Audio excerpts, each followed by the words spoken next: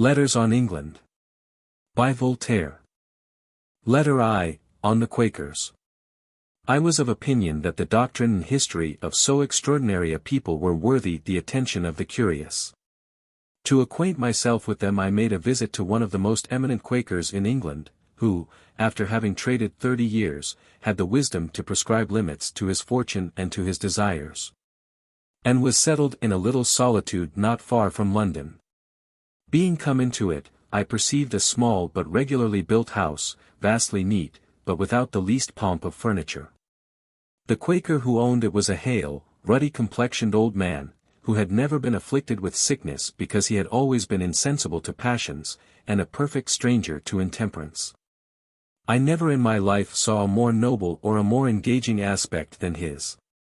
He was dressed like those of his persuasion, in a plain coat without pleats in the sides, or buttons on the pockets and sleeves, and had on a beaver, the brims of which were horizontal like those of our clergy. He did not uncover himself when I appeared, and advanced towards me without once stooping his body. But there appeared more politeness in the open, humane air of his countenance, than in the custom of drawing one leg behind the other, and taking that from the head which is made to cover it. "Friend," says he to me, "I perceive thou art a stranger, but if I can do anything for thee, only tell me." "Sir," said I to him, bending forwards and advancing, as is usual with us, one leg towards him, "I flatter myself that my just curiosity will not give you the least offence, and that you'll do me the honour to inform me of the particulars of your religion." "The people of thy country," replied the Quaker, "are too full of their bows and compliments, but I never yet met with one of them who had so much curiosity as thyself. Come in, and let us first dine together." I still continued to make some very unreasonable ceremonies, it not being easy to disengage oneself at once from habits we have been long used to. And after taking part in a frugal meal, which began and ended with a prayer to God, I began to question my courteous host. I opened with that which good Catholics have more than once made to Huguenots. "My dear sir," said I, "were you ever baptized?" "I never was," replied the Quaker, "nor any of my brethren." "Zounds," said I to him, "you are not Christians, then." "Friend," replies the old man in a soft tone of voice, "swear not. We are Christians, and endeavor to be good Christians, but we are not of opinion that the sprinkling water on a child's head makes him a Christian." "Heavens," said I, shocked at his impiety, "you have then forgot that Christ was baptized by St. John." "Friend," replies the mild Quaker once again, "swear not, Christ indeed was baptized by John, but he himself never baptized anyone. We are the disciples of Christ, not of John." I pitied very much the sincerity of my worthy Quaker, and was absolutely for forcing him to get himself christened. "Were that all," replied he very gravely, "we would submit cheerfully to baptism, purely in compliance with thy weakness, for we don't condemn any person who uses it. But then we think that those who profess a religion of so holy, so spiritual a nature as that of Christ, ought to abstain to the utmost of their power from the Jewish ceremonies." "Oh, unaccountable," said I, "what? Baptism a Jewish ceremony?" "Yes, my friend," says he, "so truly Jewish, that a great many Jews use the baptism of John to this day. Look into ancient authors, and thou wilt find that John only revived this practice, and that it had been used by the Hebrews, long before his time, in like manner as the Mohammedans imitated the Ishmaelites in their pilgrimages to Mecca. Jesus indeed submitted to the baptism of John, as he had suffered himself to be circumcised. But circumcision and the washing with water ought to be abolished by the baptism of Christ, that baptism of the Spirit, that ablution of the soul, which is the salvation of mankind.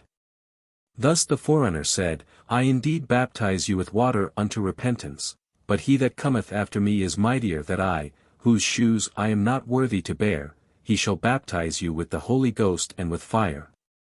Likewise Paul, the great apostle of the Gentiles, writes as follows to the Corinthians, Christ sent me not to baptize, but to preach the gospel. And indeed Paul never baptized but 2 persons with water, and that very much against his inclinations. He circumcised his disciple Timothy, and the other disciples likewise all who were willing to submit to that carnal ordinance. But art thou circumcised? Added he. I have not the honor to be so, said I. Well, friend, continued the Quaker, thou art a Christian without being circumcised, and I am one without being baptized. Thus did this pious man make a wrong, but very specious application of 4 or 5 texts of Scripture which seemed to favor the tenets of his sect, but at the same time forgot very sincerely 100 texts which made directly against them. I had more sense than to contest with him, since there is no possibility of convincing an enthusiast. A man should never pretend to inform a lover of his mistress' faults, no more than one who is at law of the badness of his cause. Nor attempt to win over a fanatic by strength of reasoning. Accordingly I waived the subject. Well, said I to him, what sort of a communion have you? We have none like that thou hintest at among us, replied he. How? No communion, said I.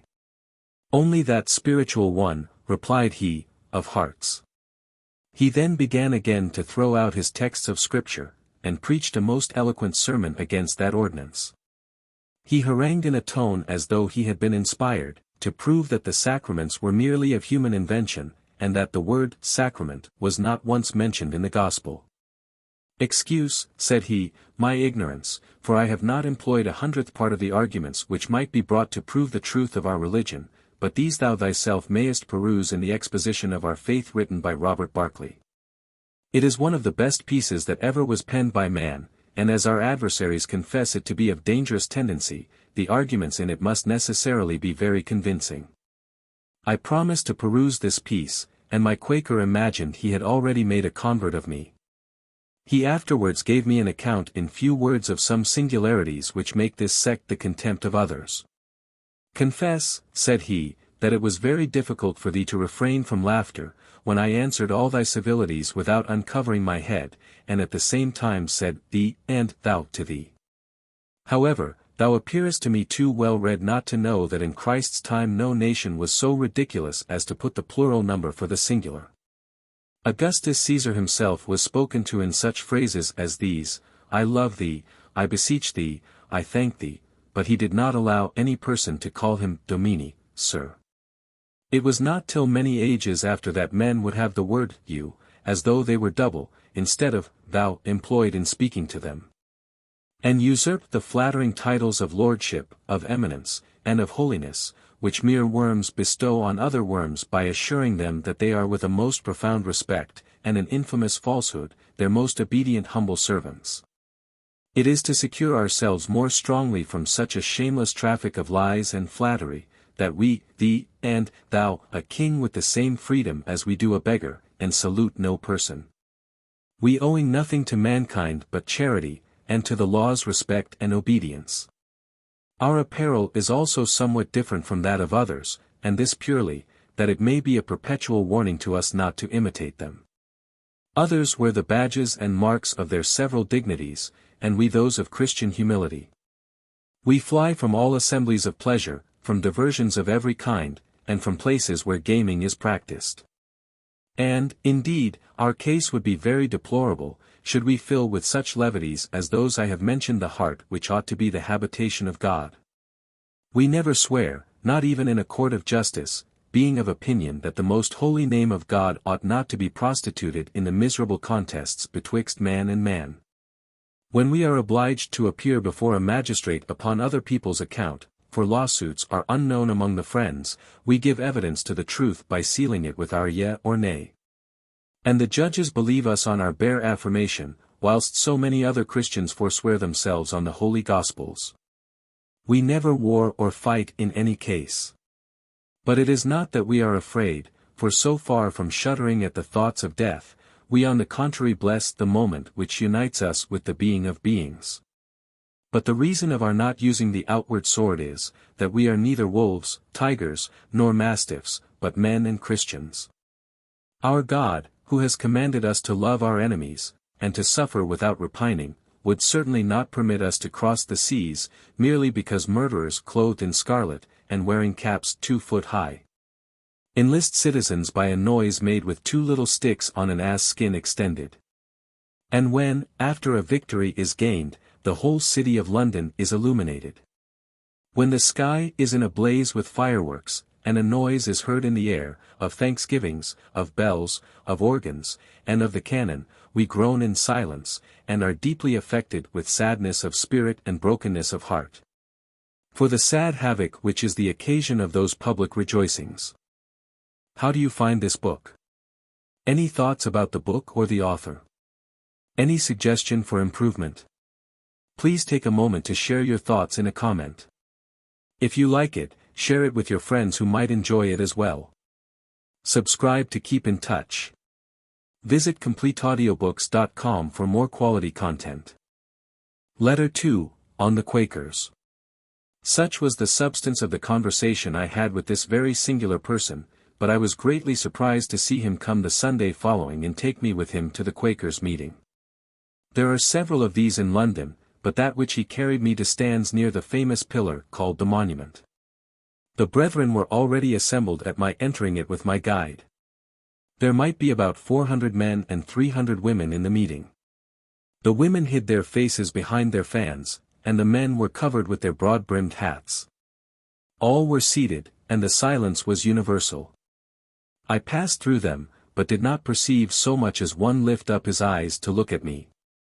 This silence lasted a quarter of an hour, when at last one of them rose up, took off his hat, and, after making a variety of wry faces and groaning in a most lamentable manner, he, partly from his nose and partly from his mouth, threw out a strange, confused jumble of words, borrowed, as he imagined, from the Gospel, which neither himself nor any of his hearers understood. When this distorter had ended his beautiful soliloquy, and that the stupid, but greatly edified, congregation were separated, I asked my friend how it was possible for the judicious part of their assembly to suffer such a babbling. We are obliged, said he, to suffer it, because no one knows when a man rises up to hold forth whether he will be moved by the Spirit or by folly. In this doubt and uncertainty we listen patiently to everyone. We even allow our women to hold forth. 2 or 3 of these are often inspired at one and the same time, and it is then that a most charming noise is heard in the Lord's house. You have, then, no priests, said I to him. No, no, friend, replies the Quaker, to our great happiness. Then opening one of the friend's books, as he called it, he read the following words in an emphatic tone: God forbid we should presume to ordain anyone to receive the Holy Spirit on the Lord's day to the prejudice of the rest of the brethren. Thanks to the Almighty, we are the only people upon earth that have no priests. Wouldst thou deprive us of so happy a distinction? Why should we abandon our babe to mercenary nurses, when we ourselves have milk enough for it? These mercenary creatures would soon domineer in our houses and destroy both the mother and the babe. God has said, freely you have received, freely give. Shall we, after these words, cheapen, as it were, the gospel, sell the Holy Ghost, and make of an assembly of Christians a mere shop of traders? We don't pay a set of men clothed in black to assist our poor, to bury our dead, or to preach to the brethren. These offices are all of too tender a nature for us ever to entrust them to others. But how it is possible for you, said I, with some warmth, to know whether your discourse is really inspired by the Almighty? Whosoever, says he, shall implore Christ to enlighten him, and shall publish the gospel truths, he may feel inwardly, such a one may be assured that he is inspired by the Lord. He then poured forth a numberless multitude of scripture texts which proved, as he imagined, that there is no such thing as Christianity without an immediate revelation, and added these remarkable words: when thou movest one of thy limbs, is it moved by thy own power? Certainly not, for this limb is often sensible to involuntary motions. Consequently he who created thy body gives motion to this earthly tabernacle. And are the several ideas of which thy soul receives the impression formed by thyself? Much less are they, since these pour in upon thy mind whether thou wilt or no, consequently thou receivest thy ideas from him who created thy soul. But as he leaves thy affections at full liberty, he gives thy mind such ideas as thy affections may deserve. If thou livest in God, thou actest, thou thinkest in God. After this thou needest only but open thine eyes to that light which enlightens all mankind, and it is then thou wilt perceive the truth, and make others perceive it. Why, this, said I, is Malebranche's doctrine to a tittle. I am acquainted with thy Malebranche, said he had something of the friend in him, but was not enough so. These are the most considerable particulars I learned concerning the doctrine of the Quakers. In my next letter I shall acquaint you with their history, which you will find more singular than their opinions. Letter 3, on the Quakers. You have already heard that the Quakers date from Christ, who, according to them, was the first Quaker. Religion, say these, was corrupted a little after his death, and remained in that state of corruption about 1600 years. But there were always a few Quakers concealed in the world, who carefully preserved the sacred fire, which was extinguished in all but themselves, until at last this light spread itself in England in 1642. It was at the time when Great Britain was torn to pieces by the intestine wars which 3 or 4 sects had raised in the name of God, that one George Fox, born in Leicestershire, and son to a silk weaver, took it into his head to preach, and, as he pretended, with all the requisites of a true apostle, that is, without being able either to read or write. He was about 25 years of age, irreproachable in his life and conduct, and a holy madman. He was equipped in leather from head to foot, and travelled from one village to another, exclaiming against war and the clergy. Had his invectives been levelled against the soldiery only he would have been safe enough, but he inveighed against ecclesiastics. Fox was seized at Derby, and being carried before a justice of peace, he did not once offer to pull off his leathern hat, upon which an officer gave him a great box of the ear, and cried to him, "Don't you know you are to appear uncovered before his worship?" Fox presented his other cheek to the officer, and begged him to give him another box for God's sake. The justice would have had him sworn before he asked him any questions. "No, friend," says Fox to him, "that I never swear." The justice, observing he "d'd" and "thou'd" him, sent him to the House of Correction, in Derby, with orders that he should be whipped there. Fox praised the Lord all the way he went to the House of Correction, where the justice's order was executed with the utmost severity. The men who whipped this enthusiast were greatly surprised to hear him beseech them to give him a few more lashes for the good of his soul. There was no need of entreating these people. The lashes were repeated, for which Fox thanked them very cordially, and began to preach. At first the spectators fell a laughing, but they afterwards listened to him.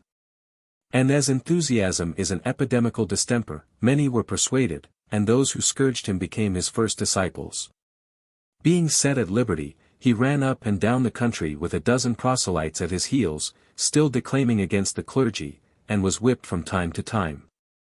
Being one day set in the pillory, he harangued the crowd in so strong and moving a manner, that 50 of the auditors became his converts, and he won the rest so much in his favor that, his head being freed tumultuously from the hole where it was fastened, the populace went and searched for the Church of England clergymen who had been chiefly instrumental in bringing him to this punishment, and set him on the same pillory where Fox had stood. Footnote 1, where there were no clandestine doings. Fox was bold enough to convert some of Oliver Cromwell's soldiers, who thereupon quitted the service and refused to take the oaths.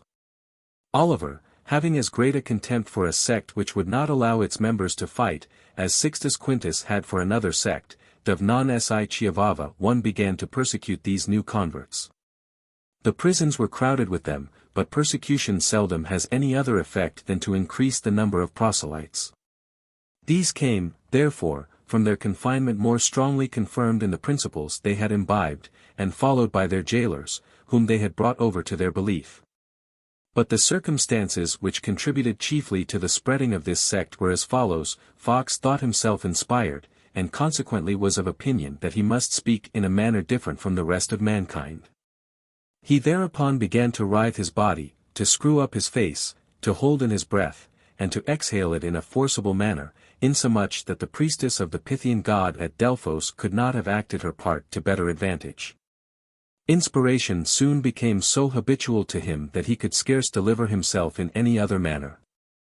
This was the first gift he communicated to his disciples. These aped very sincerely their master's several grimaces, and shook in every limb the instant the fit of inspiration came upon them, whence they were called Quakers. The vulgar attempted to mimic them. They trembled, they spake through the nose, they quaked and fancied themselves inspired by the Holy Ghost. The only thing now wanting was a few miracles, and accordingly they wrought some. Fox, this modern patriarch, spoke thus to a justice of peace before a large assembly of people: "Friend, take care what thou dost, God will soon punish thee for persecuting his saints." This magistrate, being one who besotted himself every day with bad beer and brandy, died of an apoplexy 2 days after, the moment he had signed a mittimus for imprisoning some Quakers. The sudden death with which this justice was seized was not ascribed to his intemperance, but was universally looked upon as the effect of the holy man's predictions. So that this accident made more converts to Quakerism than 1,000 sermons and as many shaking fits could have done. Oliver, finding them increase daily, was desirous of bringing them over to his party, and for that purpose attempted to bribe them by money. However, they were incorruptible, which made him one day declared that this religion was the only one he had ever met with that had resisted the charms of gold. The Quakers were several times persecuted under Charles II. Not upon a religious account, but for refusing to pay the tithes, for yeing and thouing the magistrates, and for refusing to take the oaths enacted by the laws. At last Robert Barclay, a native of Scotland, presented to the king, in 1675, his Apology for the Quakers, a work as well drawn up as the subject could possibly admit. The dedication to Charles II is not filled with mean, flattering encomiums, but abounds with bold touches in favor of truth and with the wisest counsels. "Thou hast tasted," said he to the king at the close of his epistle dedicatory, "of prosperity in adversity. Thou knowest what it is to be banished thy native country, to be overruled as well as to rule and sit upon the throne, and, being oppressed, thou hast reason to know how hateful the oppressor is both to God and man. If, after all these warnings and advertisements, thou dost not turn unto the Lord with all thy heart, but forget him who remembered thee in thy distress, and give up thyself to follow lust and vanity, surely great will be thy condemnation. Against which snare, as well as the temptation of those that may or do feed thee and prompt thee to evil, the most excellent and prevalent remedy will be, to apply thyself to that light of Christ which shineth in thy conscience, which neither can nor will flatter thee nor suffer thee to be at ease in thy sins, but doth and will deal plainly and faithfully with thee, as those that are followers thereof have plainly done. Thy faithful friend and subject, Robert Barclay." A more surprising circumstance is, that this epistle, written by a private man of no figure, was so happy in its effects, as to put a stop to the persecution. Letter 4, on the Quakers. About this time arose the illustrious William Penn, who established the power of the Quakers in America, and would have made them appear venerable in the eyes of the Europeans. Were it possible for mankind to respect virtue when revealed in a ridiculous light. He was the only son of Vice Admiral Penn, favorite of the Duke of York, afterwards King James II. William Penn, at 20 years of age, happening to meet with a Quaker one in Cork, whom he had known at Oxford, this man made a proselyte of him. And William being a sprightly youth, and naturally eloquent, having a winning aspect, and a very engaging carriage, he soon gained over some of his intimates. He carried matters so far, that he formed by insensible degrees a society of young Quakers, who met at his house, so that he was at the head of a sect when a little above 20. Footnote 1, Thomas Lowe. Being returned, after his leaving Cork, to the Vice Admiral his father, instead of falling upon his knees to ask his blessing, he went up to him with his hat on, and said, "Friend, I am very glad to see thee in good health." The Vice Admiral imagined his son to be crazy, but soon finding he was turned Quaker, he employed all the methods that prudence could suggest to engage him to behave and act like other people. The youth made no other answer to his father, than by exhorting him to turn Quaker also. At last his father confined himself to this single request, viz. that he should wait upon the king and the Duke of York with his hat under his arm, and should not thee and thou them. William answered, that he could not do these things, for conscience' sake, which exasperated his father to such a degree, that he turned him out of doors. Young Penn gave God thanks for permitting him so suffer too early in his cause, after which he went into the city, where he held forth, and made a great number of converts. The Church of England clergy found their congregations dwindle away, daily. And Penn being young, handsome, and of a graceful stature, the court as well as the city ladies flocked very devoutly to his meeting. The Patriarch, George Fox, hearing of his great reputation, came to London, though the journey was very long, purely to see and converse with him. Both resolved to go upon missions into foreign countries, and accordingly they embarked for Holland, after having left labourers sufficient to take care of the London vineyard. Their labours were crowned with success in Amsterdam, but a circumstance which reflected the greatest honour on them, and at the same time put their humility to the greatest trial, was the reception they met with from Elizabeth. The Princess Palatine, aunt to George I. of Great Britain, a lady conspicuous for her genius and knowledge, and to whom Descartes had dedicated his philosophical romance. She was then retired to The Hague, where she received these friends, for so the Quakers were at that time called in Holland. This princess had several conferences with them in her palace, and she at last entertained so favourable an opinion of Quakerism, that they confessed she was not far from the kingdom of heaven. The friends sowed likewise the good seed in Germany, but reaped very little fruit, for the mode of theeing and thouing was not approved of in a country where a man is perpetually obliged to employ the titles of Highness and Excellency. William Penn returned soon to England upon hearing of his father's sickness, in order to see him before he died. The vice-admiral was reconciled to his son, and though of a different persuasion, embraced him tenderly. William made a fruitless exhortation to his father not to receive the sacrament, but to die a Quaker, and the good old man entreated his son William to wear buttons on his sleeves, and a crape hatband in his beaver, but all to no purpose. William Penn inherited very large possessions, part of which consisted in crown debts due to the vice-admiral for sums he had advanced for the sea service. No moneys were at that time more insecure than those owing from the king. Penn was obliged to go more than once, and thou, King Charles and his ministers, in order to recover the debt, and at last, instead of specie, the government, invested him with the right and sovereignty of a province of America, to the south of Maryland. Thus was a Quaker raised to sovereign power. Penn set sail for his new dominions with 2 ships freighted with Quakers, who followed his fortune. The country was then called Pennsylvania from William Penn, who there founded Philadelphia, now the most flourishing city in that country.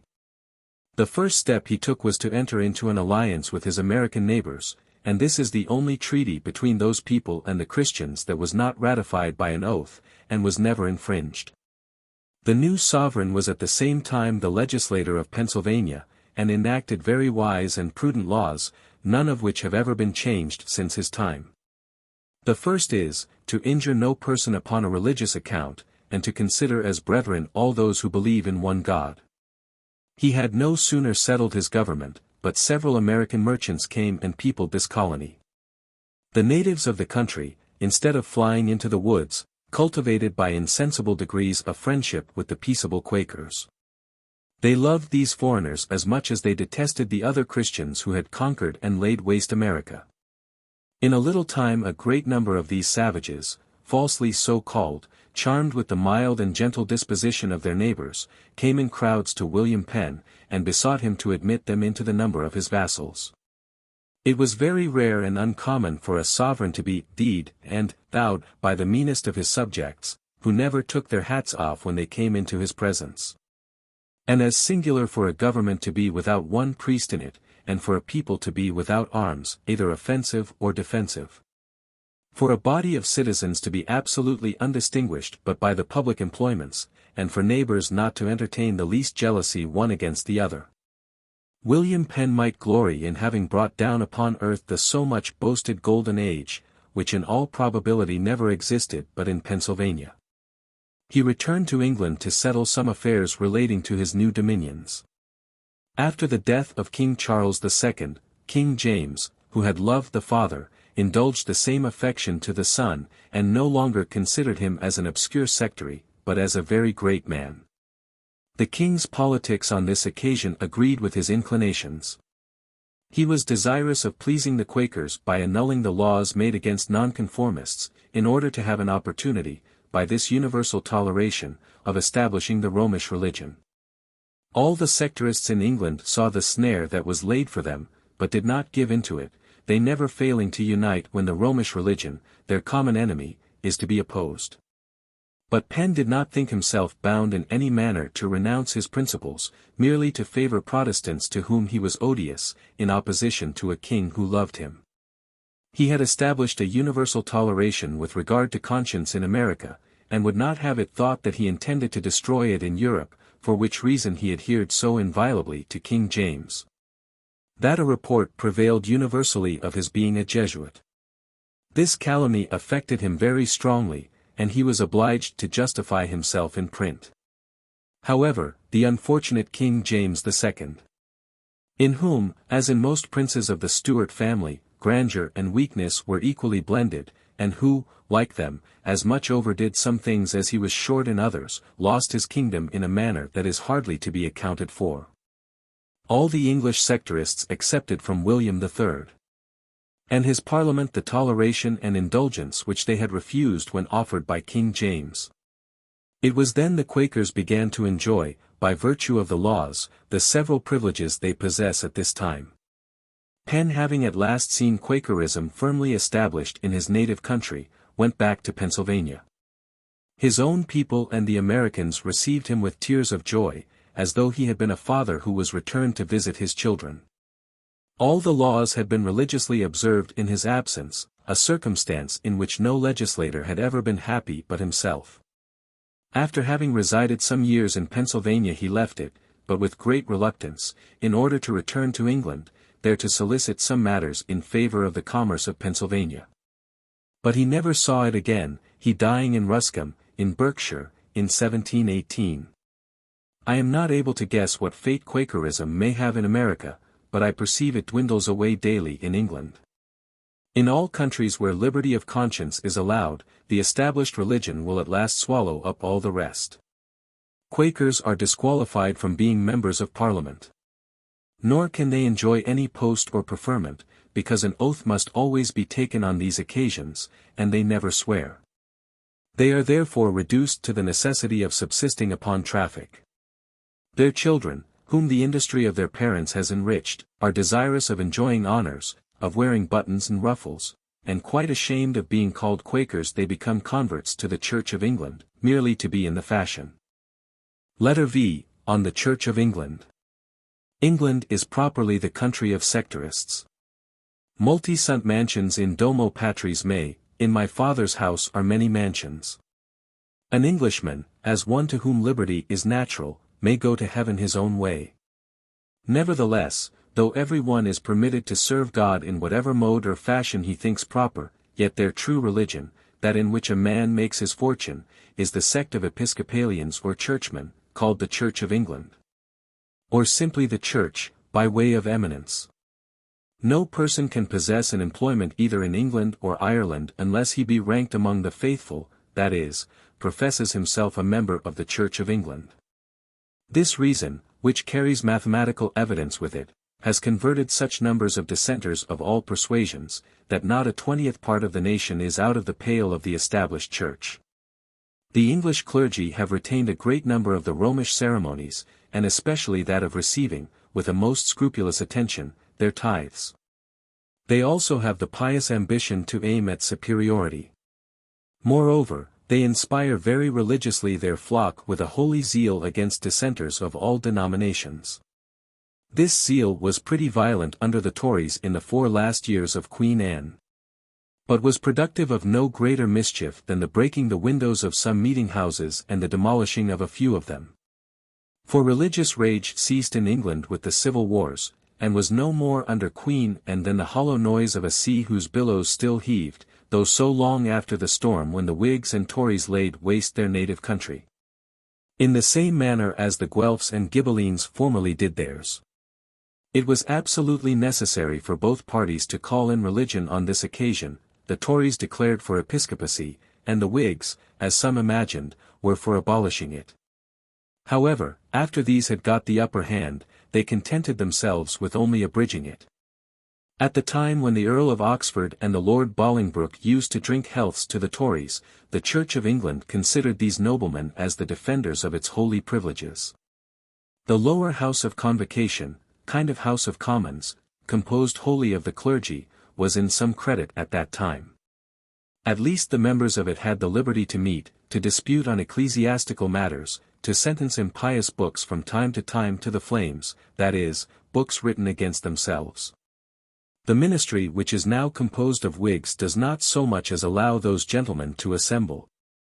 So that they are at this time reduced, in the obscurity of their respective parishes, to the melancholy occupation of praying for the prosperity of the government whose tranquillity they would willingly disturb.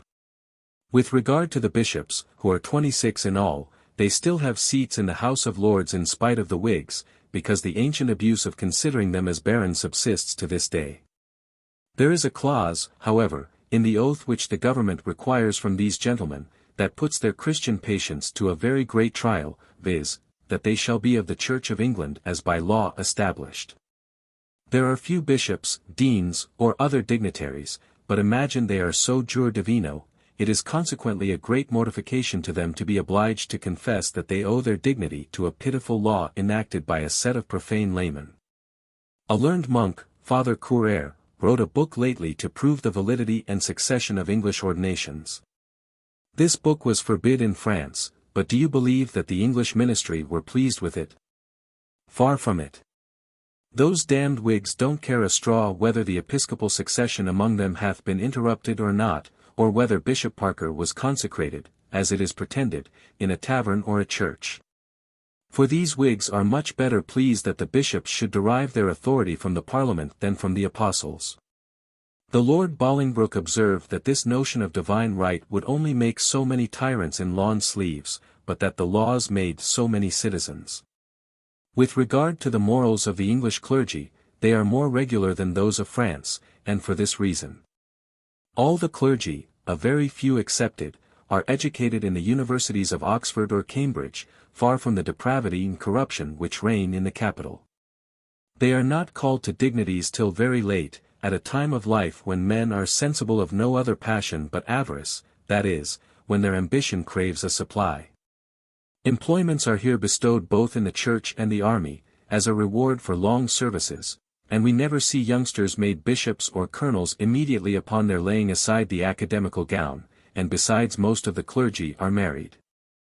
The stiff and awkward air contracted by them at the university, and the little familiarity the men of this country have with the ladies, commonly oblige a bishop to confine himself to, and rest contented with, his own. Clergymen sometimes take a glass at the tavern, custom giving them a sanction on this occasion, and if they fuddle themselves it is in a very serious manner, and without giving the least scandal. That fable-mixed kind of mortal, not to be defined, who is neither of the clergy nor of the laity, in a word, the thing called abbé in France, is a species quite unknown in England. All the clergy here are very much upon the reserve, and most of them pedants. When these are told that in France young fellows famous for their dissoluteness, and raised to the highest dignities of the church by female intrigues, address the fair publicly in an amorous way, amuse themselves in writing tender love songs, entertain their friends very splendidly every night at their own houses, and after the banquet is ended withdraw to invoke the assistance of the Holy Ghost, and call themselves boldly the successors of the apostles. They bless God for their being Protestants. But these are shameless heretics, who deserve to be blown hence through the flames to Old Nick, as Rabelais says, and for this reason I don't trouble myself about them. Letter VI, on the Presbyterians. The Church of England is confined almost to the kingdom whence it received its name, and to Ireland, for Presbyterianism is the established religion in Scotland. This Presbyterianism is directly the same with Calvinism, as it was established in France, and is now professed at Geneva. As the priests of this sect receive but very inconsiderable stipends from their churches, and consequently cannot emulate the splendid luxury of bishops, they exclaim very naturally against honors which they can never attain to. Figure to yourself the haughty Diogenes trampling under foot the pride of Plato. The Scotch Presbyterians are not very unlike that proud though tattered reasoner. Diogenes did not use Alexander half so impertinently as these treated King Charles II. For when they took up arms in his cause in opposition to Oliver, who had deceived them, they forced that poor monarch to undergo the hearing of 3 or 4 sermons every day, would not suffer him to play. Reduced him to a state of penitence and mortification, so that Charles soon grew sick of these pedants, and accordingly eloped from them with as much joy as a youth does from school. A Church of England minister appears as another Cato in presence of a juvenile, sprightly French graduate, who bawls for a whole morning together in the divinity schools, and hums a song in chorus with ladies in the evening. But this Cato is a very spark when before a Scotch Presbyterian. The latter affects a serious gait, puts on a sour look, wears a vastly broad-brimmed hat and a long cloak over a very short coat, preaches through the nose, and gives the name of the whore of Babylon to all churches where the ministers are so fortunate as to enjoy an annual revenue of £5,000 or £6,000, and where the people are weak enough to suffer this, and to give them the titles of my lord, your lordship, or your eminence. These gentlemen, who have also some churches in England, introduced there the mode of grave and severe exhortations. To them is owing the sanctification of Sunday in the 3 kingdoms. People are there forbidden to work or take any recreation on that day, in which the severity is twice as great as that of the Romish Church. No operas, plays, or concerts are allowed in London on Sundays, and even cards are so expressly forbidden that none but persons of quality, and those we call the genteel, play on that day. The rest of the nation go either to church, to the tavern, or to see their mistresses. Though the Episcopal and Presbyterian sects are the 2 prevailing ones in Great Britain, yet all others are very welcome to come and settle in it, and live very sociably together. Though most of their preachers hate one another almost as cordially as a Jansenist damns a Jesuit. Take a view of the Royal Exchange in London, a place more venerable than many courts of justice, where the representatives of all nations meet for the benefit of mankind. There the Jew, the Mahometan, and the Christian transact together, as though they all professed the same religion, and give the name of infidel to none but bankrupts. There the Presbyterian confides in the Anabaptist, and the churchman depends on the Quaker's word.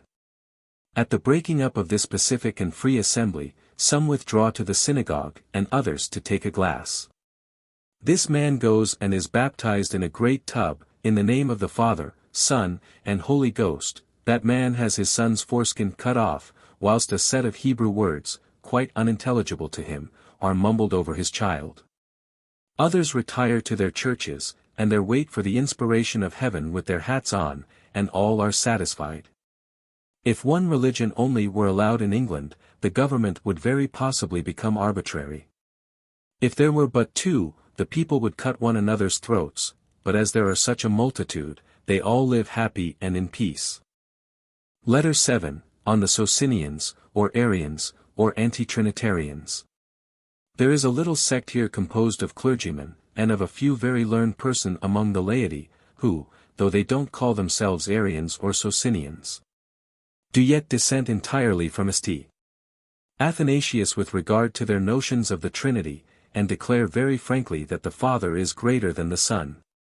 Do you remember what is related of a certain Orthodox bishop, who in order to convince an emperor of the reality of consubstantiation, put his hand under the chin of the monarch's son, and took him by the nose in presence of his sacred majesty? The emperor was going to order his attendants to throw the bishop out of the window, when the good old man gave him this handsome and convincing reason: "Since your majesty," said he, "is angry when your son has not due respect shown him, what punishment do you think will God the Father inflict on those who refuse his Son Jesus the titles due to him?" The persons I just now mentioned declare that the holy bishop took a very wrong step, that his argument was inconclusive, and that the emperor should have answered him thus: "Know that there are 2 ways by which men may be wanting in respect to me: first, in not doing honor sufficient to my son, and, secondly, in paying him the same honor as to me."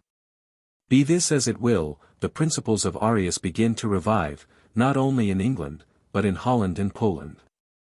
The celebrated Sir Isaac Newton honored this opinion so far as to countenance it. This philosopher thought that the Unitarians argued more mathematically than we do. But the most sanguine stickler for Arianism is the illustrious Dr. Clarke. This man is rigidly virtuous, and of a mild disposition, is more fond of his tenets than desirous of propagating them, and absorbed so entirely in problems and calculations that he is a mere reasoning machine. It is he who wrote a book which is much esteemed and little understood, on the existence of God, and another, more intelligible, but pretty much contemned, on the truth of the Christian religion. He never engaged in scholastic disputes, which our friend calls venerable trifles. He only published a work containing all the testimonies of the primitive ages for and against the Unitarians, and leaves to the reader the counting of the voices and the liberty of forming a judgment. This book won the doctor a great number of partisans, and lost him the See of Canterbury, but, in my humble opinion, he was out in his calculation, and had better have been primate of all England than merely an Arian parson. You see that opinions are subject to revolutions as well as empires. Arianism, after having triumphed during 3 centuries, and been forgot 12, rises at last out of its own ashes. But it has chosen a very improper season to make its appearance in, the present age being quite cloyed with disputes and sects.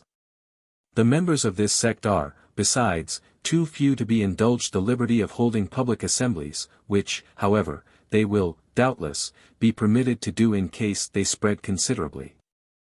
But people are now so very cold with respect to all things of this kind, that there is little probability any new religion, or old one, that may be revived, will meet with favor.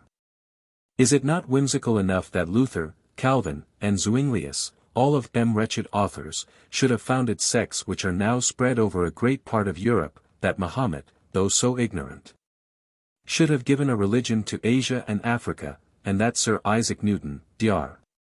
Clarke, Mr. Locke, Mr. Leclerc, etc., the greatest philosophers, as well as the ablest writers of their ages, should scarce have been able to raise a little flock, which even decreases daily. This it is to be born at a proper period of time. Were Cardinal de Retz to return again into the world, and neither his eloquence nor his intrigues would draw together 10 women in Paris. Were Oliver Cromwell, he who beheaded his sovereign, and seized upon the kingly dignity, to rise from the dead, he would be a wealthy city trader, and no more. Letter 8, on the Parliament. The members of the English Parliament are fond of comparing themselves to the old Romans. Not long since Mr. Shippen opened a speech in the House of Commons with these words: "The majesty of the people of England would be wounded." The singularity of the expression occasioned a loud laugh. But this gentleman, so far from being disconcerted, repeated the same words with a resolute tone of voice, and the laugh ceased. In my opinion, the majesty of the people of England has nothing in common with that of the people of Rome, much less is there any affinity between their governments. There is in London a Senate, some of the members whereof are accused, doubtless very unjustly, of selling their voices on certain occasions, as was done in Rome. This is the only resemblance. Besides, the two nations appear to me quite opposite in character, with regard both to good and evil. The Romans never knew the dreadful folly of religious wars, an abomination reserved for devout preachers of patience and humility. Marius and Sylla, Caesar and Pompey, Anthony and Augustus, did not draw their swords and set the world in a blaze merely to determine whether the flamen should wear his shirt over his robe, or his robe over his shirt, or whether the sacred chickens should eat and drink, or eat only, in order to take the augury. The English have hanged one another by law, and cut one another to pieces in pitched battles, for quarrels of as trifling nature. The sects of the Episcopalians and Presbyterians quite distracted these very serious heads for a time. But I fancy they will hardly ever be so silly again, they seeming to be grown wiser at their own expense, and I do not perceive the least inclination in them to murder one another merely about syllogisms, as some zealots among them once did. But here follows a more essential difference between Rome and England, which gives the advantage entirely to the later, viz., that the civil wars of Rome ended in slavery, and those of the English in liberty. The English are the only people upon earth who have been able to prescribe limits to the power of kings by resisting them, and who, by a series of struggles, have at last established that wise government where the prince is all-powerful to do good, and, at the same time, is restrained from committing evil. Where the nobles are great without insolence, though there are no vassals, and where the people share in the government without confusion. The House of Lords and that of the Commons divide the legislative power under the king, but the Romans had no such balance. The patricians and plebeians in Rome were perpetually at variance, and there was no intermediate power to reconcile them. The Roman Senate, who were so unjustly, so criminally proud as not to suffer the plebeians to share with them in anything, could find no other artifice to keep the latter out of the administration than by employing them in foreign wars.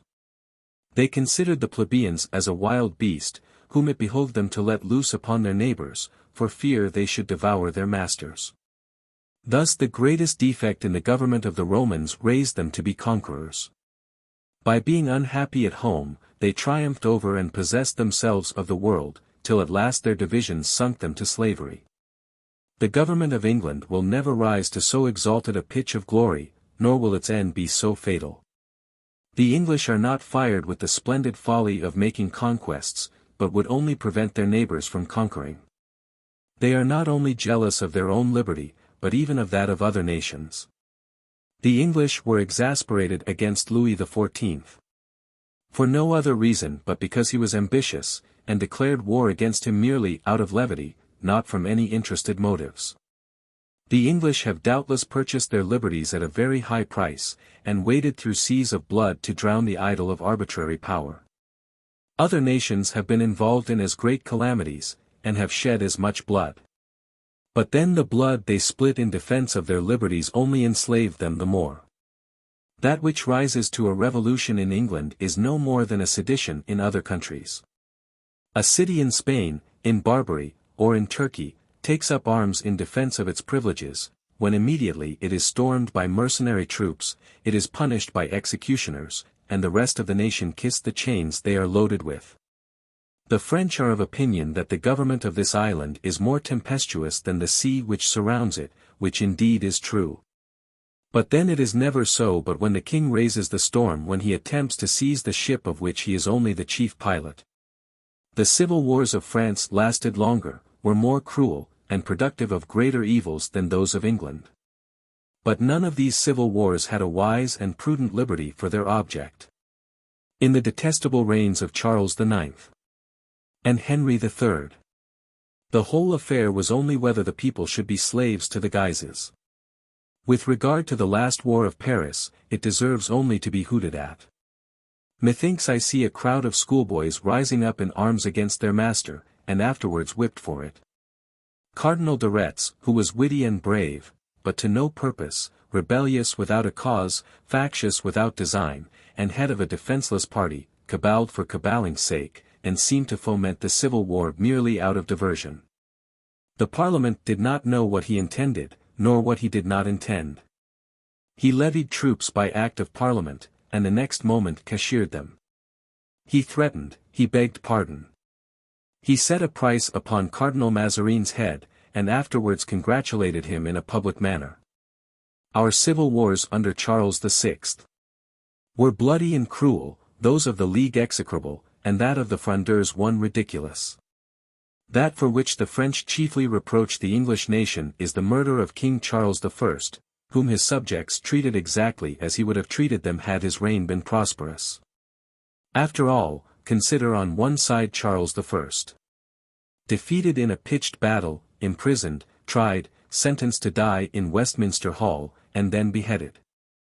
And on the other, the Emperor Henry VII, poisoned by his chaplain at his receiving the sacrament, Henry III. Stabbed by a monk.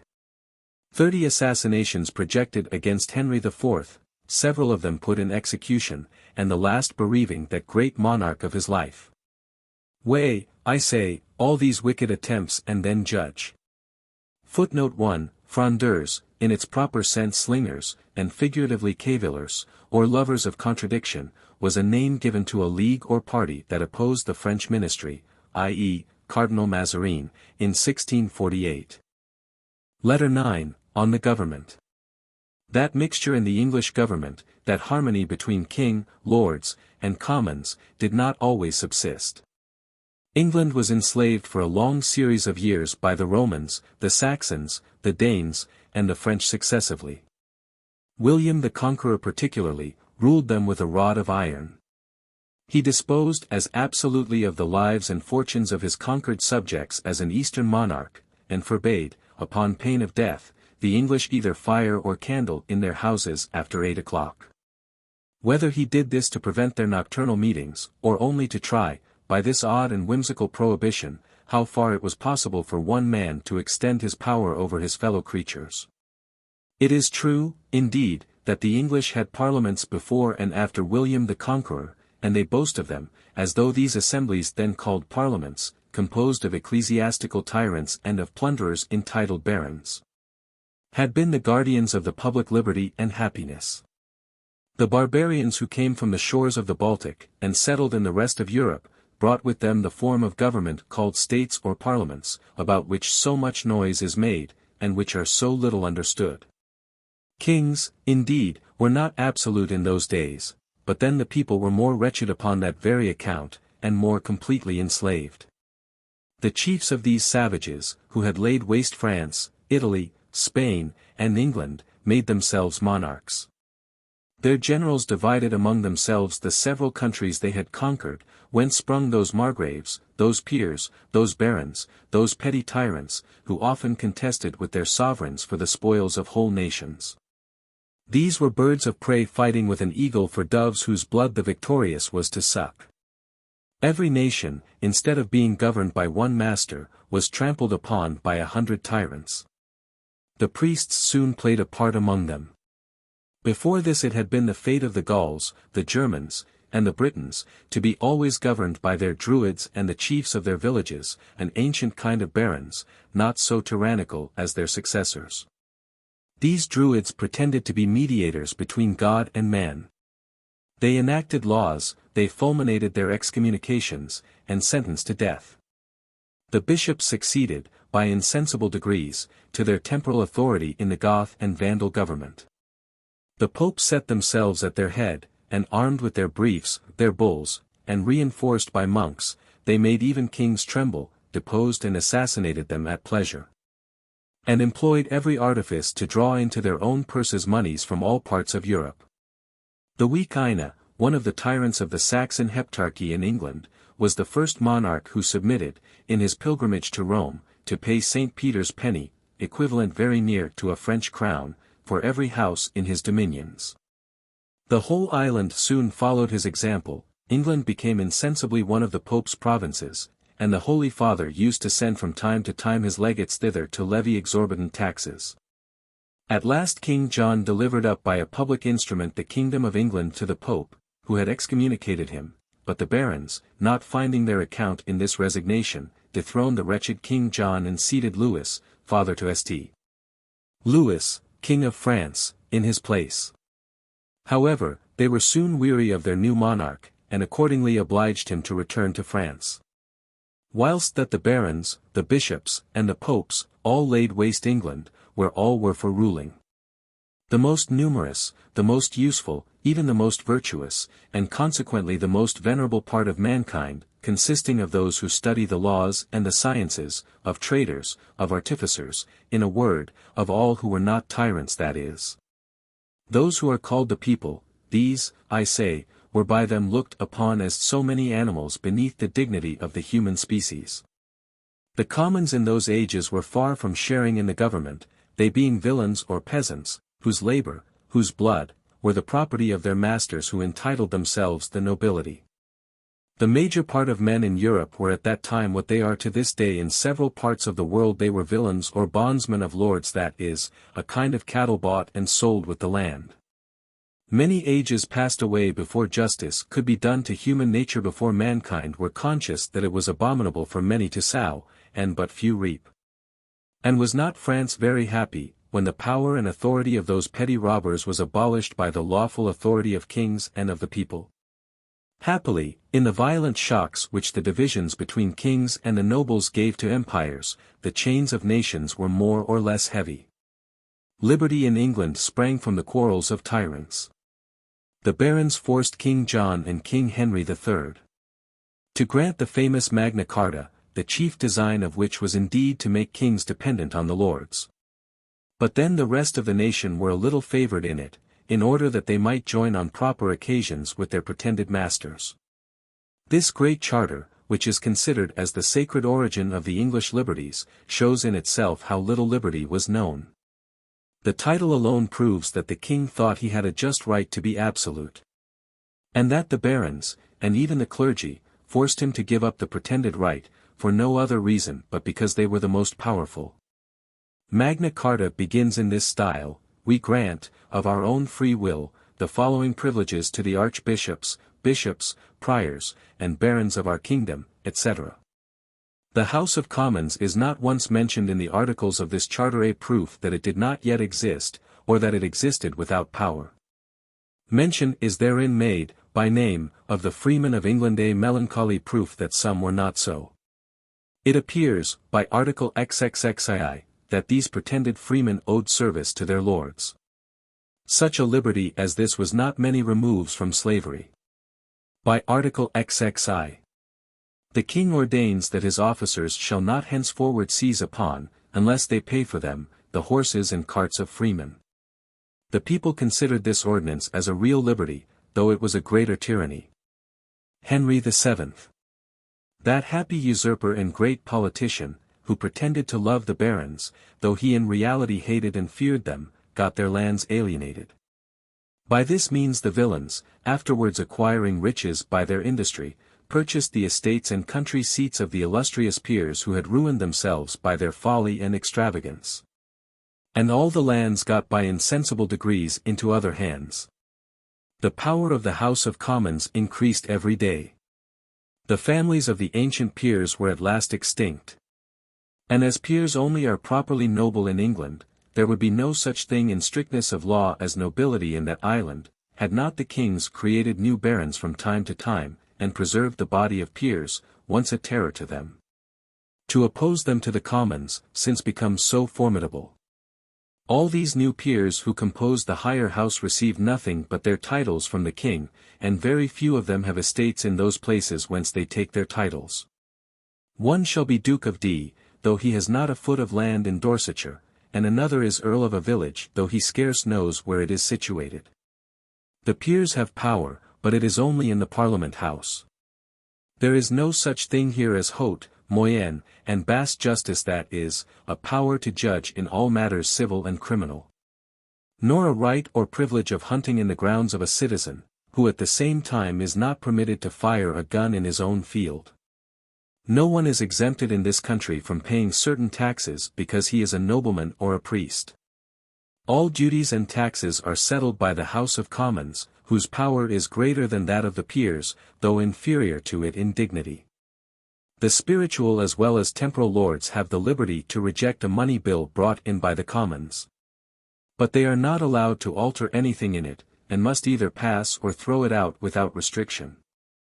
When the bill has passed the Lords and is signed by the King, then the whole nation pays, every man in proportion to his revenue or estate, not according to his title, which would be absurd. There is no such thing as an arbitrary subsidy or poll tax, but a real tax on the lands, of all which an estimate was made in the reign of the famous King William III. The land tax continues still upon the same foot, though the revenue of the lands is increased. Thus no one is tyrannized over, and every one is easy. The feet of the peasants are not bruised by wooden shoes. They eat white bread, are well clothed, and are not afraid of increasing their stock of cattle, nor of tiling their houses from any apprehension that their taxes will be raised the year following. The annual income of the estates of a great many commoners in England amounts to 200,000 livres, and yet these do not think it beneath them to plough the lands which enrich them, and on which they enjoy their liberty. Letter X, on trade. As trade enriched the citizens in England, so it contributed to their freedom, and this freedom on the other side extended their commerce, whence arose the grandeur of the state. Trade raised by insensible degrees the naval power, which gives the English a superiority over the seas, and they now are masters of very near 200 ships of war. Posterity will very probably be surprised to hear that an island whose only produce is a little lead, tin, fuller's earth, and coarse wool, should become so powerful by its commerce, as to be able to send, in 1723, 3 fleets at the same time to 3 different and far distanced parts of the globe. One before Gibraltar, conquered and still possessed by the English, a second to Portobello, to dispossess the King of Spain of the treasures of the West Indies, and a third into the Baltic, to prevent the northern powers from coming to an engagement. At the time when Louis XIV made all Italy tremble, and that his armies, which had already possessed themselves of Savoy and Piedmont, were upon the point of taking Turin, Prince Eugene was obliged to march from the middle of Germany in order to succor Savoy. Having no money, without which cities cannot be either taken or defended, he addressed himself to some English merchants. These, at an hour and a half's warning, lent him 5 millions, whereby he was enabled to deliver Turin, and to beat the French. After which he wrote the following short letter to the persons who had disbursed him the above-mentioned sums: Gentlemen, I received your money, and flatter myself that I have laid it out to your satisfaction. Such a circumstance as this raises a just pride in an English merchant, and makes him presume, not without some reason, to compare himself to a Roman citizen, and, indeed, a peer's brother does not think traffic beneath him. When the Lord Townshend was Minister of State, a brother of his was content to be a city merchant. And at the time that the Earl of Oxford governed Great Britain, his younger brother was no more than a factor in Aleppo, where he chose to live, and where he died. This custom, which begins, however, to be laid aside, appears monstrous to Germans, vainly puffed up with their extraction. These think it morally impossible that the son of an English peer should be no more than a rich and powerful citizen, for all are princes in Germany. There have been 30 highnesses of the same name, all whose patrimony consisted only in their escutcheons and their pride. In France the title of Marquis is given gratis to any one who will accept of it. And whosoever arrives at Paris from the midst of the most remote provinces with money in his purse, and a name terminating in AC or Isle, may strut about, and cry, such a man as I. A man of my rank and figure. And may look down upon a traitor with sovereign contempt, whilst the traitor on the other side, by thus often hearing his profession treated so disdainfully, is fool enough to blush at it. However, I need not say which is most useful to a nation. A lord, powdered in the tip of the mode, who knows exactly at what o'clock the king rises and goes to bed, and who gives himself airs of grandeur and state, at the same time that he is acting the slave in the antechamber of a prime minister. Or a merchant, who enriches his country, dispatches orders from his counting-house to Surat in Grand Cairo, and contributes to the felicity of the world.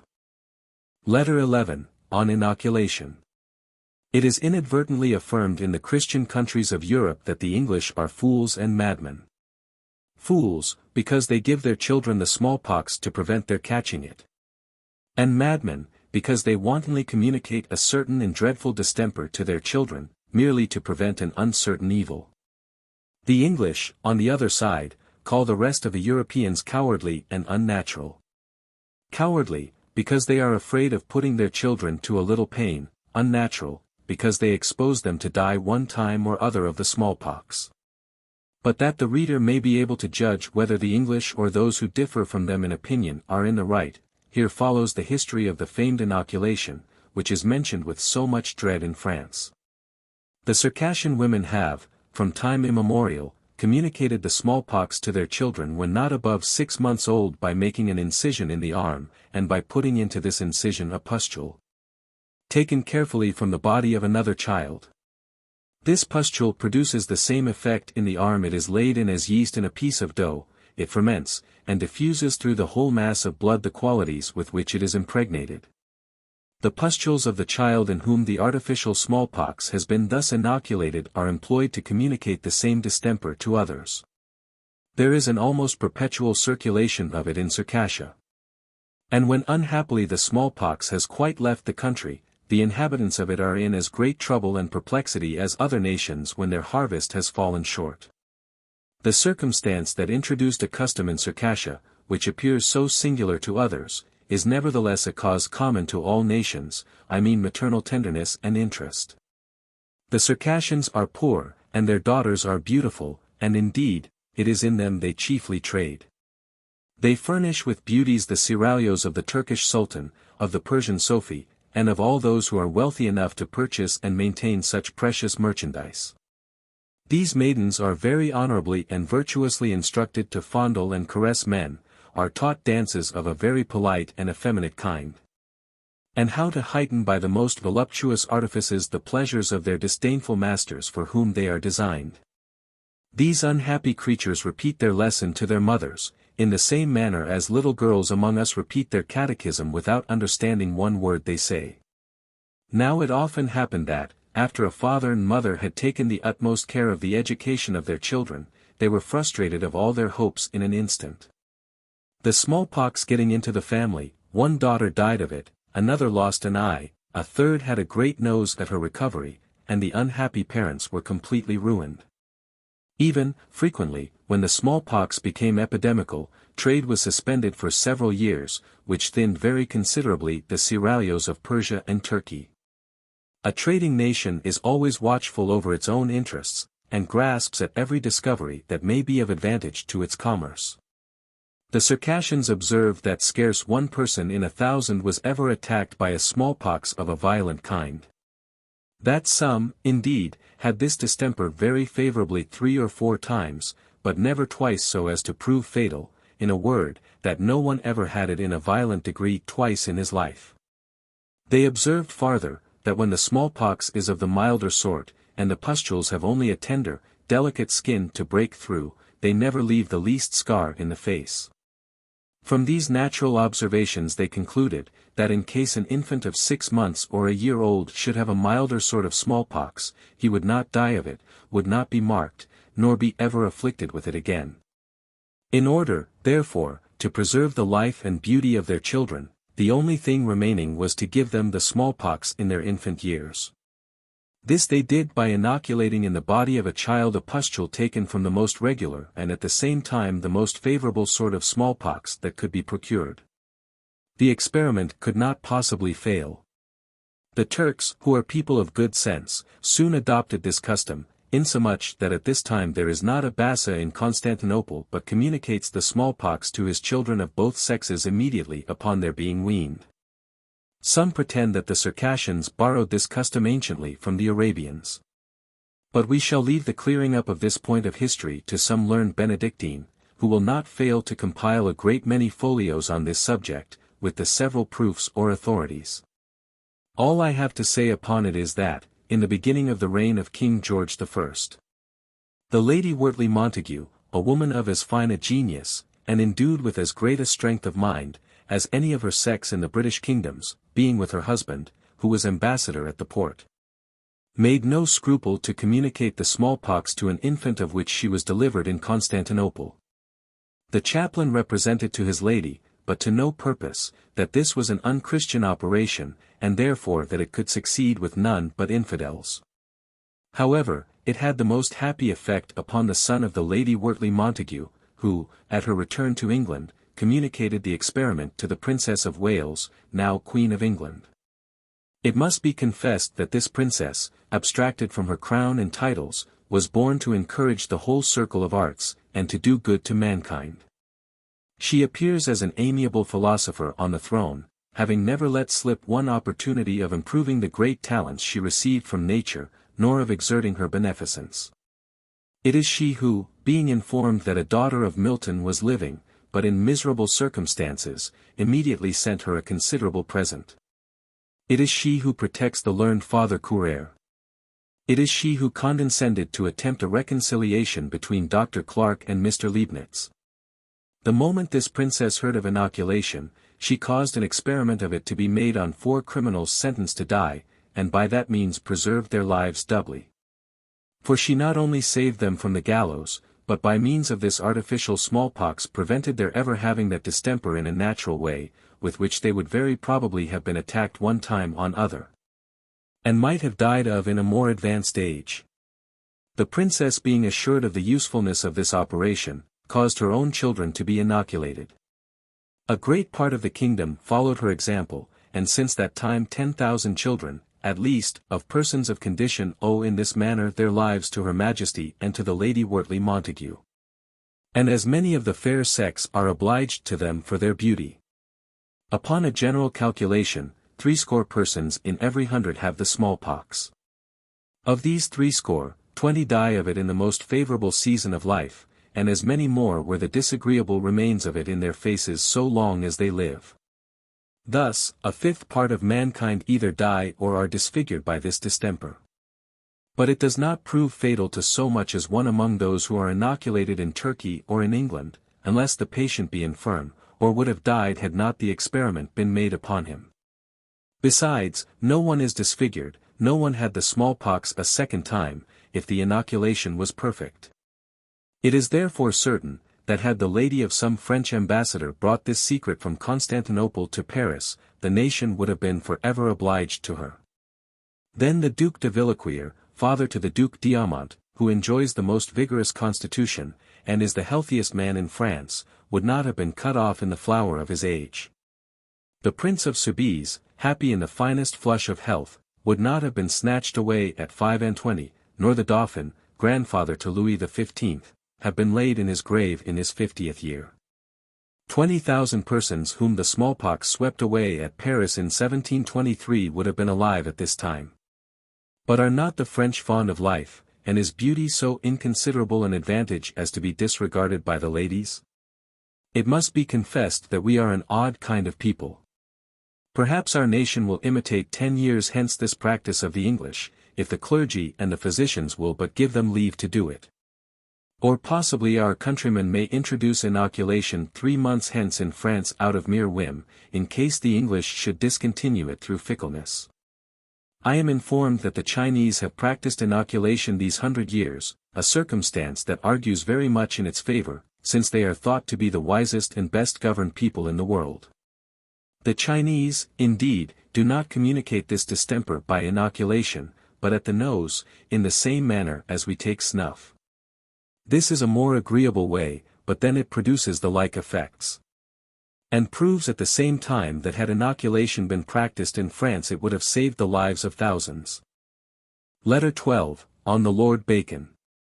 Not long since the trite and frivolous question following was debated in a very polite and learned company, viz., who was the greatest man, Caesar, Alexander, Tamerlane, Cromwell, and somebody answered that Sir Isaac Newton excelled them all.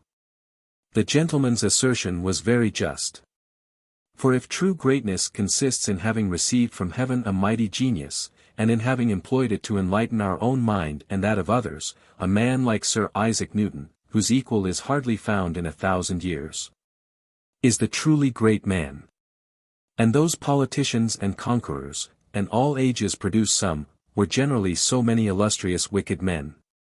That man claims our respect who commands over the minds of the rest of the world by the force of truth, not those who enslave their fellow creatures, he who is acquainted with the universe, not they who deface it. Since, therefore, you desire me to give you an account of the famous personages whom England has given birth to, I shall begin with Lord Bacon, Mr. Locke, Sir Isaac Newton, and afterwards the warriors and ministers of state shall come in their order. I must begin with the celebrated Viscount Verulam, known in Europe by the name of Bacon, which was that of his family. His father had been Lord Keeper, and himself was a great many years Lord Chancellor under King James I. Nevertheless, amidst the intrigues of a court, and the affairs of his exalted employment, which alone were enough to engross his whole time, he yet found so much leisure for study as to make himself a great philosopher, a good historian, and an elegant writer. And a still more surprising circumstance is that he lived in an age in which the art of writing justly and elegantly was little known, much less true philosophy. Lord Bacon, as is the fate of man, was more esteemed after his death than in his lifetime. His enemies were in the British court, and his admirers were foreigners. When the Marquis d'Effiat attended in England upon the Princess Henrietta Maria, daughter to Henry IV, whom King Charles I had married, that minister went and visited the Lord Bacon, who, being at that time sick in his bed, received him with the curtains shut close. "You resemble the angels," said the Marquis to him. "We hear those beings spoken of perpetually, and we believe them superior to men, but are never allowed the consolation to see them. You know that this great man was accused of a crime very unbecoming a philosopher, I mean bribery and extortion. You know that he was sentenced by the House of Lords to pay a fine of about 400,000 French livres, to lose his peerage and his dignity of Chancellor. But in the present age the English revere his memory to such a degree, that they will scarce allow him to have been guilty. In case you should ask what are my thoughts on this head, I shall answer you in the words which I heard the Lord Bolingbroke use on another occasion. Several gentlemen were speaking, in his company, of the avarice with which the late Duke of Marlborough had been charged, some examples whereof being given, the Lord Bolingbroke was appealed to, who, having been in the opposite party, might perhaps, without the imputation of indecency, have been allowed to clear up that matter. He was so great a man, replied his lordship, that I have forgot his vices. I shall therefore confine myself to those things which so justly gained Lord Bacon the esteem of all Europe. The most singular and the best of all his pieces is that which, at this time, is the most useless and the least read, I mean his Novum Scientiarum Organum. This is the scaffold with which the new philosophy was raised. And when the edifice was built, part of it at least, the scaffold was no longer of service.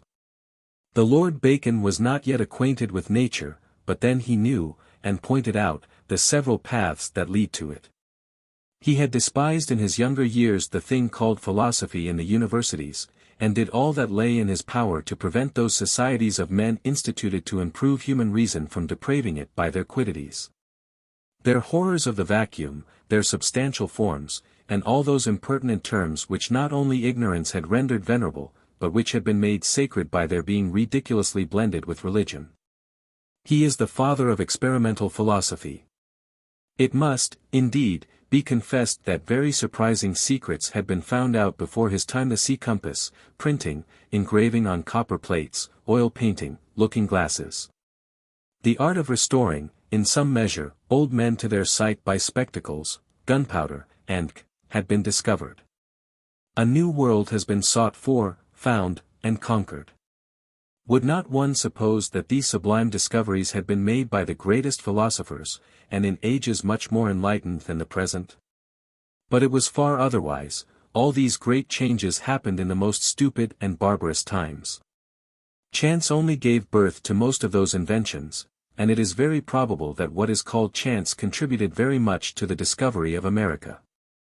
At least, it has been always thought that Christopher Columbus undertook his voyage merely on the relation of a captain of a ship which a storm had driven as far westward as the Caribbean islands. Be this as it will, men had sailed round the world, and could destroy cities by an artificial thunder more dreadful than the real one.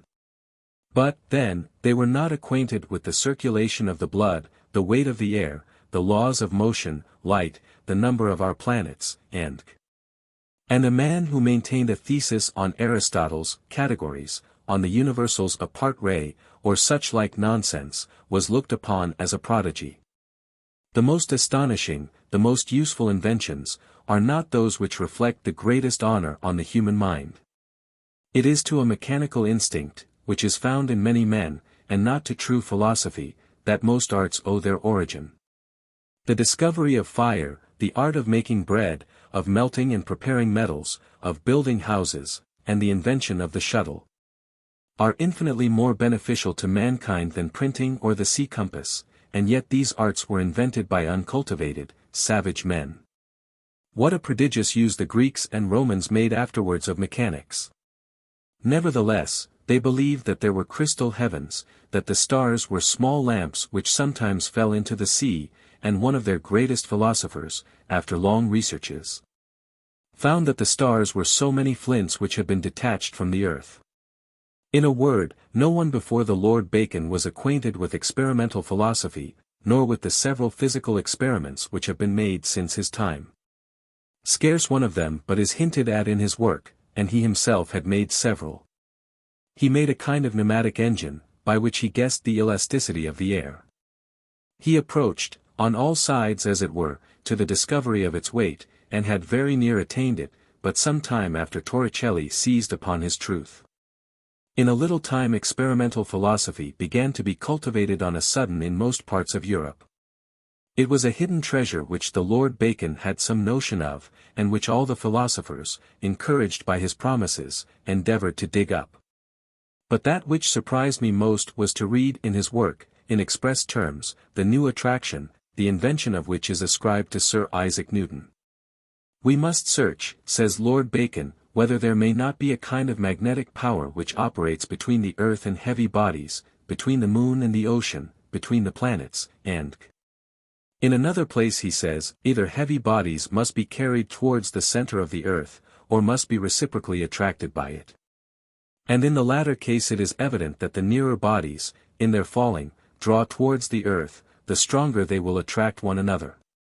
We must, says he, make an experiment to see whether the same clock will have faster on the top of a mountain or at the bottom of a mine, whether the strength of the weights decreases on the mountain and increases in the mine. It is probable that the earth has a true attractive power. This forerunner in philosophy was also an elegant writer, an historian, and a wit. His moral essays are greatly esteemed, but they were drawn up in the view of instructing rather than of pleasing. And, as they are not a satire upon mankind, like Rochefoucauld's Maxims, nor written upon a skeptical plan, like Montaigne's Essays, they are not so much read as those two ingenious authors. His History of Henry VII was looked upon as a masterpiece, but how is it possible that some persons can presume to compare so little a work with the history of our illustrious XVIII? Speaking about the famous impostor Perkin, son to a converted Jew, who assumed boldly the name and title of Richard IV, King of England, at the instigation of the Duchess of Burgundy, and who disputed the crown with Henry VII. The Lord Bacon writes as follows. At this time the king began again to be haunted with sprites, by the magic and curious arts of the Lady Margaret, who raised up the ghost of Richard, Duke of York, second to King Edward IV. To walk and vex the king. After such time as she, Margaret of Burgundy, thought he, Perkin Warbeck, was perfect in his lesson, she began to cast with herself from what coast this blazing star should first appear, and at what time it must be upon the horizon of Ireland. For there had the like meteor strong influence before. Methinks our sagacious XVIII does not give in to such fustian, which formerly was looked upon as sublime, but in this age is justly called nonsense. Letter 13, on Mr. Locke. Perhaps no man ever had a more judicious or more methodical genius, or was a more acute logician than Mr. Locke, and yet he was not deeply skilled in the mathematics. This great man could never subject himself to the tedious fatigue of calculations, nor to the dry pursuit of mathematical truths, which do not at first present any sensible objects to the mind. And no one has given better proofs than he, that it is possible for a man to have a geometrical head without the assistance of geometry. Before his time, several great philosophers had declared, in the most positive terms, what the soul of man is. But as these absolutely knew nothing about it, they might very well be allowed to differ entirely in opinion from one another. In Greece, the infant seat of arts and of errors, and where the grandeur as well as folly of the human mind went such prodigious lengths, the people used to reason about the soul in the very same manner as we do. The divine Anaxagoras, in whose honor an altar was erected for his having taught mankind that the sun was greater than Peloponnesus, that snow was black, and that the heavens were of stone, affirmed that the soul was an aerial spirit, but at the same time immortal. Diogenes, not he who was a cynical philosopher after having coined base money, declared that the soul was a portion of the substance of God, an idea which we must confess was very sublime. Epicurus maintained that it was composed of parts in the same manner as the body. Aristotle, who has been explained 1,000 ways, because he is unintelligible, was of opinion, according to some of his disciples, that the understanding in all men is one and the same substance. The divine Plato, master of the divine Aristotle, and the divine Socrates, master of the divine Plato, used to say that the soul was corporeal and eternal. No doubt but the demon of Socrates had instructed him in the nature of it. Some people, indeed, pretend that a man who boasted his being attended by a familiar genius must infallibly be either a knave or a madman, but this kind of people are seldom satisfied with anything but reason. With regard to the Fathers of the Church, several in the primitive ages believed that the soul was human, and the angels and God corporeal. Men naturally improve upon every system. St. Bernard, as Father Mabilon confesses, taught that the soul after death does not see God in the celestial regions, but converses with Christ's human nature only. However, he was not believed this time on his bare word. The adventure of the crusade having a little sunk the credit of his oracles. Afterwards 1,000 schoolmen arose, such as the irrefragable doctor, the subtle doctor, the angelic doctor, the seraphic doctor, and the cherubic doctor, who were all sure that they had a very clear and distinct idea of the soul. And yet wrote in such a manner, that one would conclude they were resolved no one should understand a word in their writings. Our Descartes, born to discover the errors of antiquity, and at the same time to substitute his own. And hurried away by that systematic spirit which throws a cloud over the minds of the greatest men, thought he had demonstrated that the soul is the same thing as thought, in the same manner as matter, in his opinion, is the same as extension. He asserted, that man thinks eternally, and that the soul, at its coming into the body, is informed with the whole series of metaphysical notions, knowing God, infinite space, possessing all abstract ideas in a word. Completely endued with the most sublime lights, which it unhappily forgets at its issuing from the womb. Father Malebranche, in his sublime illusions, not only admitted innate ideas, but did not doubt of our living wholly in God, and that God is, as it were, our soul. Such a multitude of reasoners having written the romance of the soul, a sage at last arose, who gave, with an air of the greatest modesty, the history of it. Mr. Locke has displayed the human soul in the same manner as an excellent anatomist explains the springs of the human body. He everywhere takes the light of physics for his guide. He sometimes presumes to speak affirmatively, but then he presumes also to doubt. Instead of concluding at once what we know not, he examines gradually what we would know. He takes an infant at the instant of his birth. He traces, step by step, the progress of his understanding, examines what things he has in common with beasts, and what he possesses above them. Above all, he consults himself, the being conscious that he himself thinks. I shall leave, says he, to those who know more of this matter than myself, the examining whether the soul exists before or after the organization of our bodies. But I confess that it is my lot to be animated with one of those heavy souls which do not think always. And I am even so unhappy as not to conceive that it is more necessary the soul should think perpetually than that bodies should be forever in motion. With regard to myself, I shall boast that I have the honor to be as stupid in this particular as Mr. Locke. No one shall ever make me believe that I think always, and I am as little inclined as he could be to fancy that some weeks after I was conceived I was a very learned soul, knowing at that time 1,000 things which I forgot at my birth. And possessing when in the womb, though to no manner of purpose, knowledge which I lost the instant I had occasion for it, and which I have never since been able to recover perfectly. Mr. Locke, after having destroyed innate ideas, after having fully renounced the vanity of believing that we think always, after having laid down, from the most solid principles, that ideas enter the mind through the senses, having examined our simple and complex ideas, having traced the human mind through its several operations, having shown that all the languages in the world are imperfect, and the great abuse that is made of words every moment, he at last comes to consider the extent or rather the narrow limits of human knowledge. It was in this chapter he presumed to advance, but very modestly, the following words: we shall, perhaps, never be capable of knowing whether a being, purely material, thinks or not. This sage assertion was, by more divines than one, looked upon as a scandalous declaration that the soul is material and mortal. Some Englishmen, devout after their way, sounded an alarm. The superstitious are the same in society as cowards in an army, they themselves are seized with a panic fear, and communicate it to others. It was loudly exclaimed that Mr. Locke intended to destroy religion. Nevertheless, religion had nothing to do in the affair, it being a question purely philosophical, altogether independent of faith and revelation. Mr. Locke's opponents needed but to examine, calmly and impartially, whether the declaring that matter can think, implies a contradiction, and whether God is able to communicate thought to matter.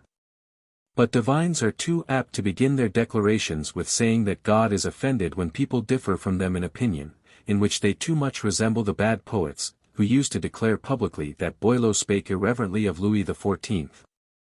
Because he ridiculed their stupid productions. Bishop Stillingfleet got the reputation of a calm and unprejudiced divine because he did not expressly make use of injurious terms in his dispute with Mr. Locke. That divine entered the lists against him, but was defeated. For he argued as a schoolman, and Locke as a philosopher, who was perfectly acquainted with the strong as well as the weak side of the human mind, and who fought with weapons whose temper he knew. If I might presume to give my opinion on so delicate a subject after Mr. Locke, I would say, that men have long disputed on the nature and the immortality of the soul. With regard to its immortality, it is impossible to give a demonstration of it, since its nature is still the subject of controversy. Which, however, must be thoroughly understood before a person can be able to determine whether it be immortal or not. Human reason is so little able, merely by its own strength, to demonstrate the immortality of the soul, that it was absolutely necessary religion should reveal it to us. It is of advantage to society in general, that mankind should believe the soul to be immortal. Faith commands us to do this, nothing more is required, and the matter is cleared up at once. But it is otherwise with respect to its nature.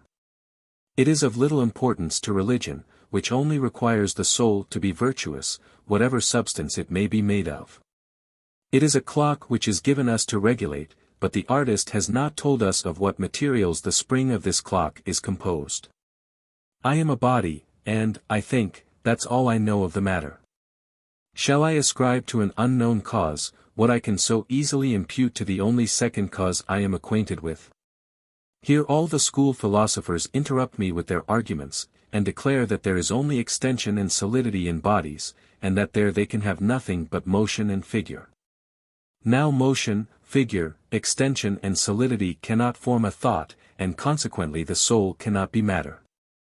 All this so often repeated mighty series of reasoning, amounts to no more than this: I am absolutely ignorant what matter is. I guess, but imperfectly, some properties of it, now I absolutely cannot tell whether these properties may be joined to thought. As I therefore know nothing, I maintain positively that matter cannot think. In this manner do the schools reason. Mr. Locke addressed these gentlemen in the candid, sincere manner following: At least confess yourselves to be as ignorant as I. Neither your imaginations nor mine are able to comprehend in what manner a body is susceptible of ideas. And do you conceive better in what manner a substance, of what kind soever, is susceptible of them? As you cannot comprehend either matter or spirit, why will you presume to assert anything? The superstitious man comes afterwards and declares, that all those must be burnt for the good of their souls, who so much as suspect that it is possible for the body to think without any foreign assistance. But what would these people say should they themselves be proved irreligious? And indeed, what man can presume to assert, without being guilty at the same time of the greatest impiety, that it is impossible for the Creator to form matter with thought and sensation? Consider only, I beg you, what a dilemma you bring yourselves into, you who confine in this manner the power of the Creator. Beasts have the same organs, the same sensations, the same perceptions as we, they have memory, and combine certain ideas. In case it was not in the power of God to animate matter, and inform it with sensation, the consequence would be, either that beasts are mere machines, or that they have a spiritual soul. Methinks it is clearly evident that beasts cannot be mere machines, which I prove thus. God has given to them the very same organs of sensation as to us. If therefore they have no sensation, God has created a useless thing. Now according to your own confession God does nothing in vain, he therefore did not create so many organs of sensation, merely for them to be uninformed with this faculty, consequently beasts are not mere machines. Beasts, according to your assertion, cannot be animated with a spiritual soul. You will, therefore, in spite of yourself, be reduced to this only assertion, viz. that God has endued the organs of beasts, who are mere matter, with the faculties of sensation and perception, which you call instinct in them.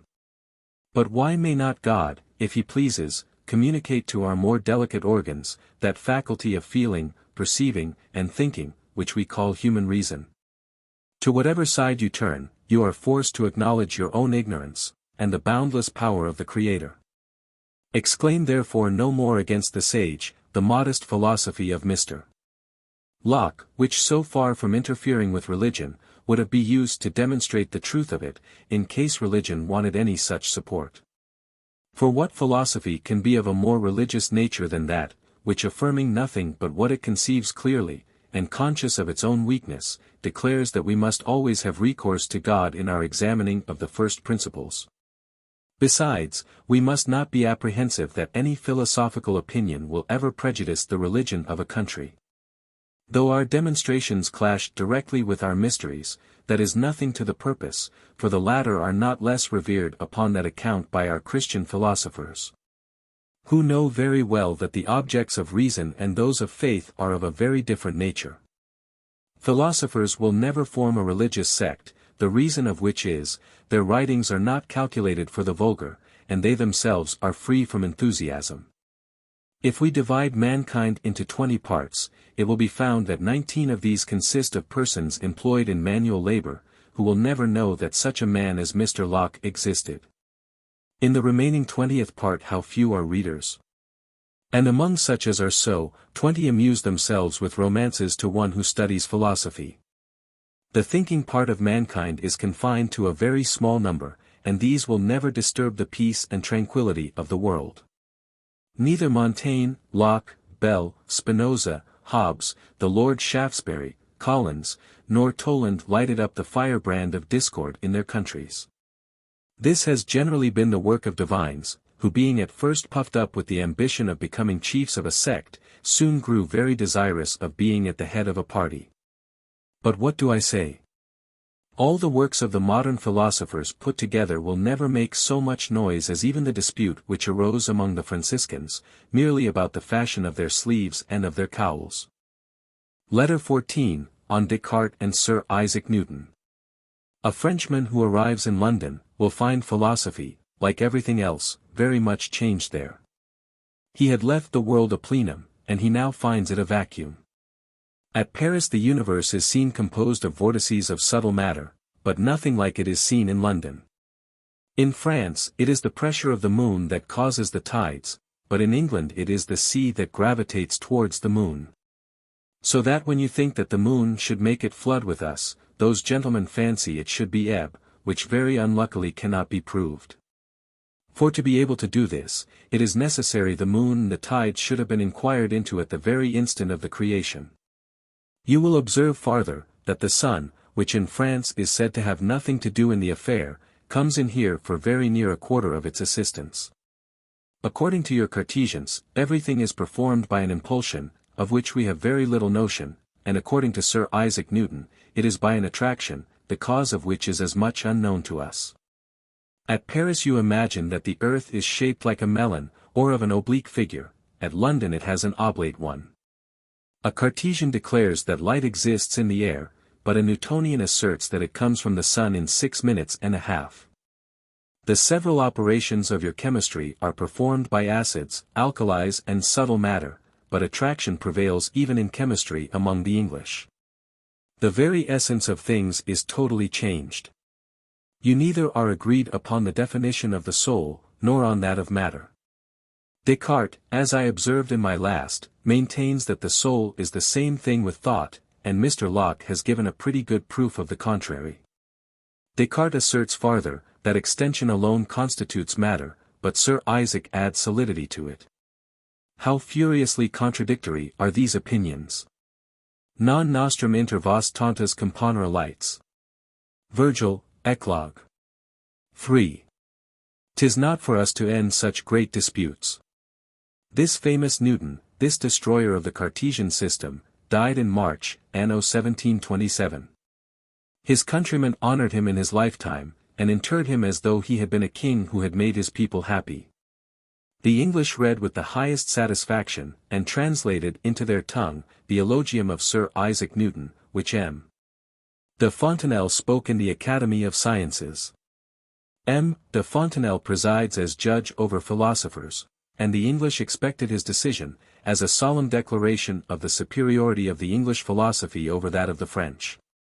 But when it was found that this gentleman had compared Descartes to Sir Isaac, the whole Royal Society in London rose up in arms.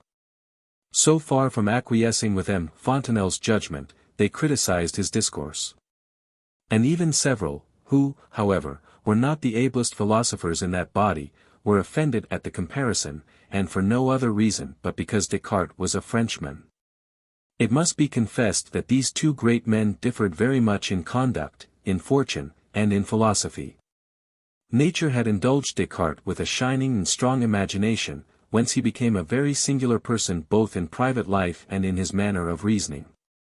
This imagination could not conceal itself even in his philosophical works, which are everywhere adorned with very shining, ingenious metaphors and figures. Nature had almost made him a poet. And indeed he wrote a piece of poetry for the entertainment of Christina, Queen of Sweden, which however was suppressed in honor to his memory. He embraced a military life for some time, and afterwards becoming a complete philosopher, he did not think the passion of love derogatory to his character.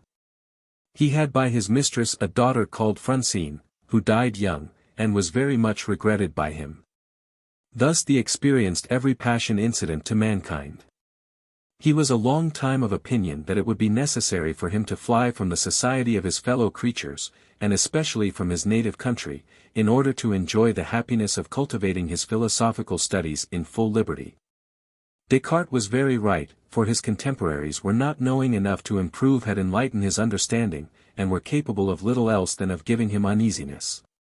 He left France purely to go in search of truth, which was then persecuted by the wretched philosophy of the schools. However, he found that reason was as much disguised and depraved in the universities of Holland, into which he withdrew, as in his own country. For at the time that the French condemned the only propositions of his philosophy which were true, he was persecuted by the pretended philosophers of Holland, who understood him no better. And who, having a nearer view of his glory, hated his person the more, so that he was obliged to leave Utrecht.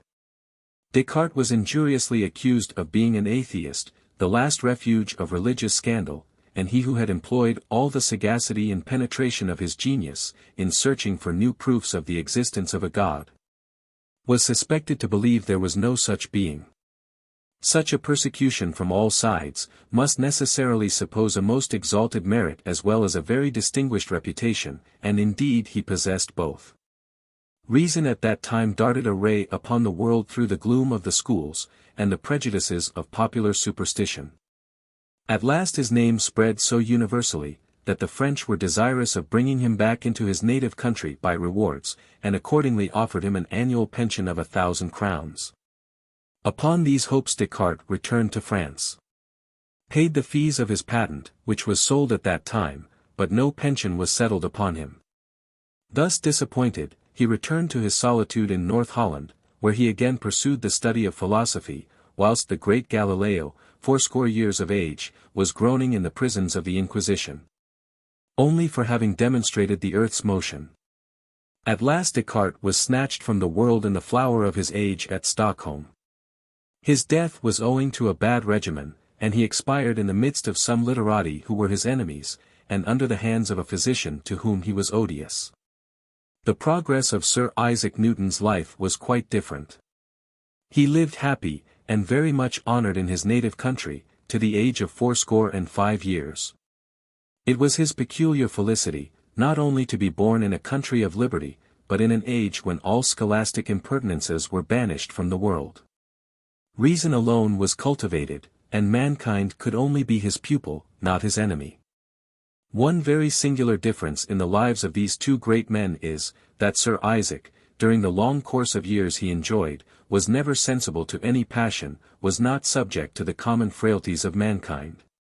Nor ever had any commerce with women, a circumstance which was assured me by the physician and surgeon who attended him in his last moments. We may admire Sir Isaac Newton on this occasion, but then we must not censure Descartes. The opinion that generally prevails in England with regard to these new philosophers is, that the latter was a dreamer, and the former a sage. Very few people in England read Descartes, whose works indeed are now useless. On the other side, but a small number peruse those of Sir Isaac, because to do this the student must be deeply skilled in the mathematics, otherwise those works will be unintelligible to him. But notwithstanding this, these great men are the subject of everyone's discourse. Sir Isaac Newton is allowed every advantage, whilst Descartes is not indulged a single one. According to some, it is to the former that we owe the discovery of a vacuum, that the air is a heavy body, and the invention of telescopes. In a word, Sir Isaac Newton is here as the Hercules of fabulous story, to whom the ignorant ascribed all the feats of ancient heroes. In a critique that was made in London on M. de Fontenelle's discourse, the writer presumed to assert that Descartes was not a great geometrician. Those who make such a declaration may justly be reproached with flying in their master's face. Descartes extended the limits of geometry as far beyond the place where he found them, as Sir Isaac did after him. The former first taught the method of expressing curves by equations. This geometry which, thanks to him for it, is now grown common, was so abstruse in his time, that not so much as one professor would undertake to explain it, and Schotten in Holland, and Format in France, were the only men who understood it. He applied this geometrical and inventive genius to dioptrics, which, when treated of by him, became a new art. And if he was mistaken in some things, the reason of that is, a man who discovers a new tract of land cannot at once know all the properties of the soil. Those who come after him, and make these lands fruitful, are at least obliged to him for the discovery. I will not deny but that there are innumerable errors in the rest of Descartes' works. Geometry was a guide he himself had in some measure fashioned, which would have conducted him safely through the several paths of natural philosophy. Nevertheless, he at last abandoned this guide, and gave entirely into the humor of forming hypotheses, and then philosophy was no more than an ingenious romance, fit only to amuse the ignorant. He was mistaken in the nature of the soul, in the proofs of the existence of a God, in matter, in the laws of motion, and in the nature of light. He admitted innate ideas, he invented new elements, he created a world.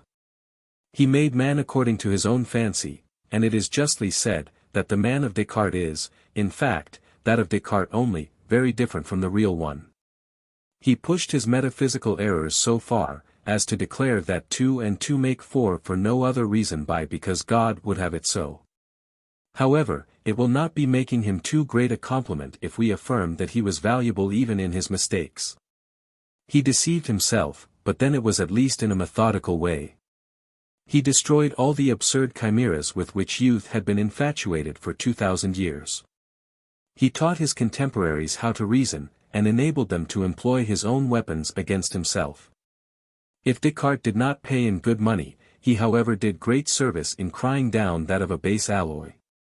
I indeed believe that very few will presume to compare his philosophy in any respect with that of Sir Isaac Newton. The former is an essay, the latter a masterpiece. But then the man who first brought us to the path of truth, was perhaps as great a genius as he who afterwards conducted us through it. Descartes gave sight to the blind. These saw the errors of antiquity and of the sciences. The path he struck out is since become boundless. Robalt's little work was, during some years, a complete system of physics. But now all the transactions of the several academies in Europe put together do not form so much as the beginning of a system. In fathoming this abyss no bottom has been found. We are now to examine what discoveries Sir Isaac Newton has made in it. Letter 15, on Attraction. The discoveries which gained Sir Isaac Newton so universal a reputation, relate to the system of the world, to light, to geometrical infinities. And, lastly, to chronology, with which he used to amuse himself after the fatigue of his severe studies. I will now acquaint you, without prolixity if possible, with the few things I have been able to comprehend of all these sublime ideas. With regard to the system of our world, disputes were a long time maintained, on the cause that turns the planets, and keeps them in their orbits, and on those causes which make all bodies here below descend towards the surface of the earth. The system of Descartes, explained and improved since his time, seemed to give a plausible reason for all those phenomena, and this reason seemed more just, as it is simple and intelligible to all capacities. But in philosophy, a student ought to doubt of the things he fancies he understands too easily, as much as of those he does not understand. Gravity, the falling of accelerated bodies on the earth, the revolution of the planets in their orbits, their rotations round their axis, all this is mere motion. Now motion cannot perhaps be conceived any otherwise than by impulsion. Therefore all those bodies must be impelled. But by what are they impelled? All space is full, it therefore is filled with a very subtle matter, since this is imperceptible to us. This matter goes from west to east, since all the planets are carried from west to east. Thus from hypothesis to hypothesis, from one appearance to another, philosophers have imagined a vast whirlpool of subtle matter, in which the planets are carried round the sun. They also have created another particular vortex which floats in the great one, and which turns daily round the planets. When all this is done, it is pretended that gravity depends on this diurnal motion, for, say these, the velocity of the subtle matter that turns round our little vortex, must be 17 times more rapid than that of the earth. Or, in case its velocity is 17 times greater than that of the earth, its centrifugal force must be vastly greater, and consequently impel all bodies towards the earth. This is the cause of gravity, according to the Cartesian system. But the theorist, before he calculated the centrifugal force and velocity of the subtle matter, should first have been certain that it existed. Sir Isaac Newton seems to have destroyed all these great and little vortices, both that which carries the planets round the sun, as well as the other which supposes every planet to turn on its own axis. First, with regard to the pretended little vortex of the earth, it is demonstrated that it must lose its motion by insensible degrees. It is demonstrated, that if the earth swims in a fluid, its density must be equal to that of the earth. And in case its density be the same, all the bodies we endeavor to move must meet with an insuperable resistance. With regard to the great vortices, they are still more chimerical, and it is impossible to make them agree with Kepler's law, the truth of which has been demonstrated. Sir Isaac shows, that the revolution of the fluid in which Jupiter is supposed to be carried, is not the same with regard to the revolution of the fluid of the earth, as the revolution of Jupiter with respect to that of the earth. He proves, that as the planets make their revolutions in ellipses, and consequently being at a much greater distance one from the other in their aphelia, and a little nearer in their perihelia, the earth's velocity, for instance, ought to be greater when it is nearer Venus and Mars, because the fluid that carries it along, being then more pressed, ought to have a greater motion, and yet it is even then that the earth's motion is slower. He proves that there is no such thing as a celestial matter which goes from west to east, since the comets traverse those spaces, sometimes from east to west, and at other times from north to south. In fine, the better to resolve, if possible, every difficulty, he proves, and even by experiments, that it is impossible there should be a plenum, and brings back the vacuum, which Aristotle and Descartes had banished from the world. Having by these and several other arguments destroyed the Cartesian vortices, he despaired of ever being able to discover whether there is a secret principle in nature which, at the same time, is the cause of the motion of all celestial bodies, and that of gravity on the earth. But being retired in 1666, upon account of the plague, to a solitude near Cambridge, as he was walking one day in his garden, and saw some fruits fall from a tree, he fell into a profound meditation on that gravity, the cause of which had so long been sought, but in vain, by all the philosophers, whilst the vulgar think there is nothing mysterious in it. He said to himself, that from what height soever in our hemisphere, those bodies might descend, their fall would certainly be in the progression discovered by Galileo, and the spaces they run through would be as the square of the times. Why may not this power which causes heavy bodies to descend, and is the same without any sensible diminution at the remotest distance from the center of the earth, or on the summits of the highest mountains, why, said Sir Isaac, may not this power extend as high as the moon? And in case its influence reaches so far, is it not very probable that this power retains it in its orbit, and determines its motion? But in case the moon obeys this principle, whatever it be, may we not conclude very naturally that the rest of the planets are equally subject to it?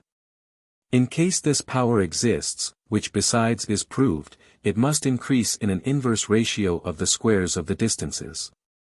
All, therefore, that remains is, to examine how far a heavy body, which should fall upon the earth from a moderate height, would go, and how far in the same time, a body which should fall from the orbit of the moon, would descend.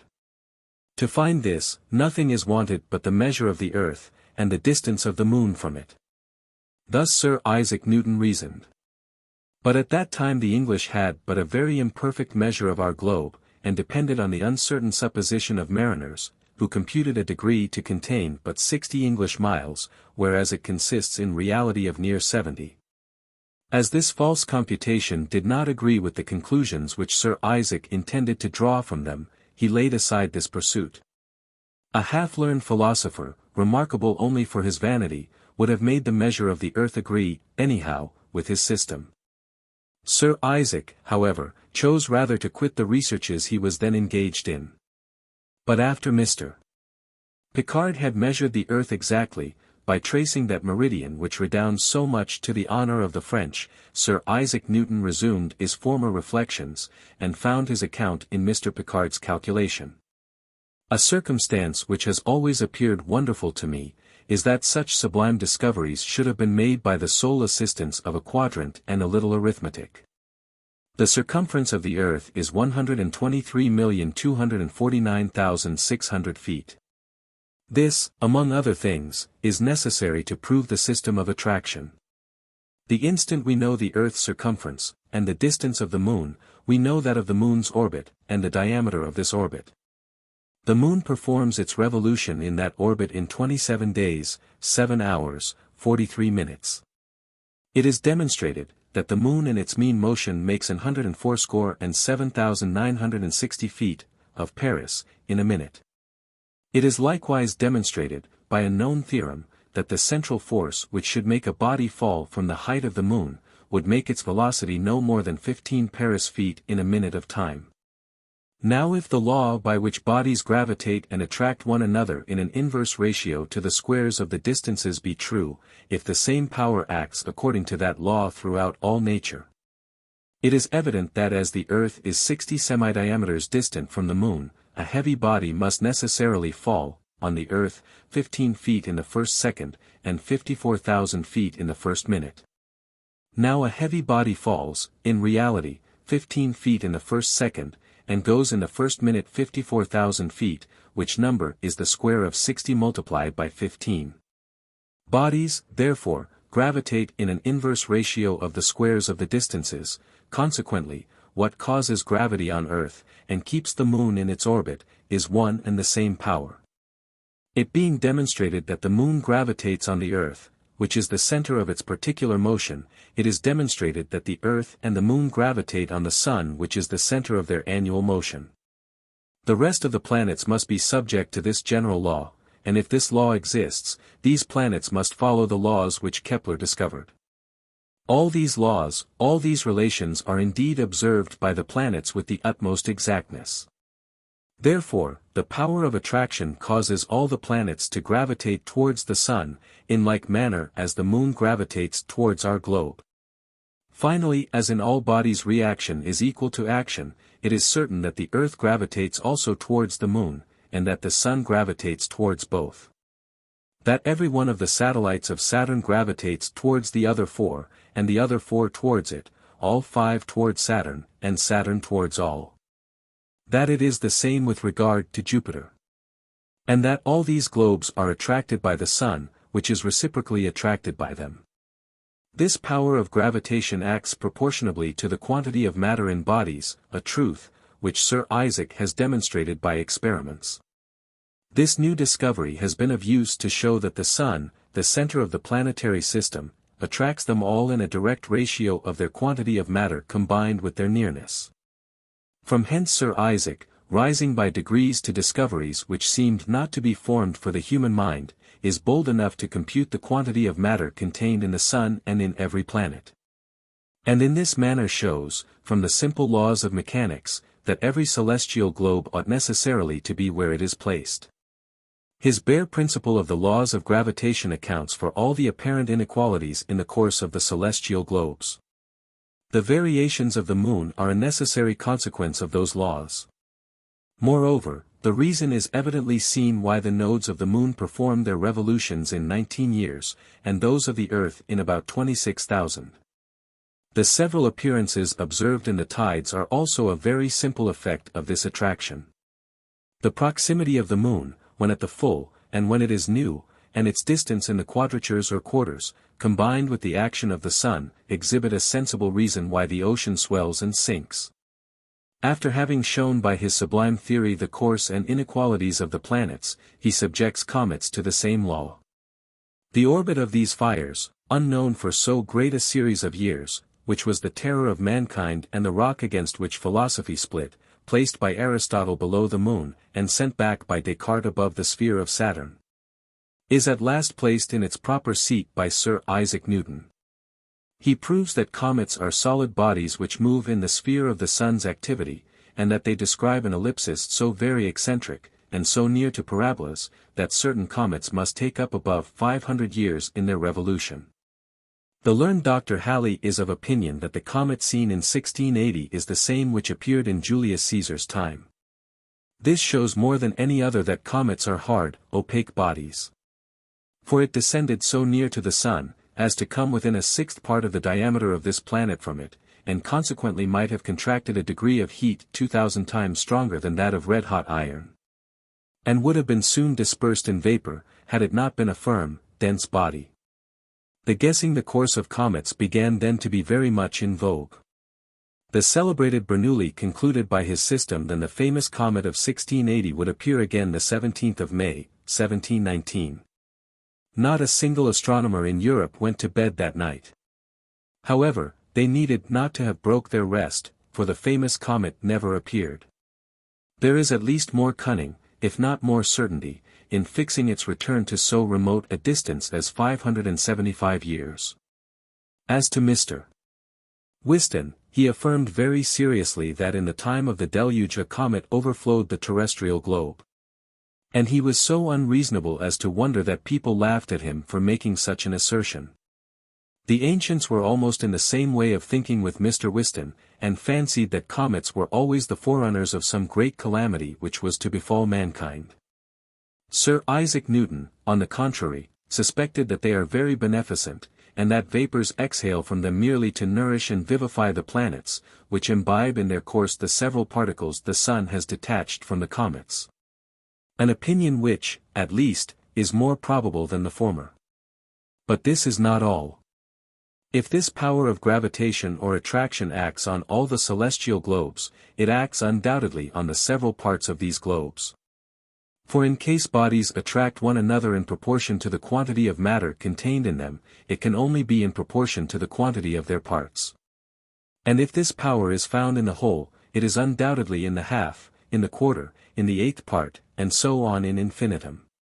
This is attraction, the great spring by which all nature is moved. Sir Isaac Newton, after having demonstrated the existence of this principle, plainly foresaw that its very name would offend, and, therefore, this philosopher, in more places than one of his books, gives the reader some caution about it.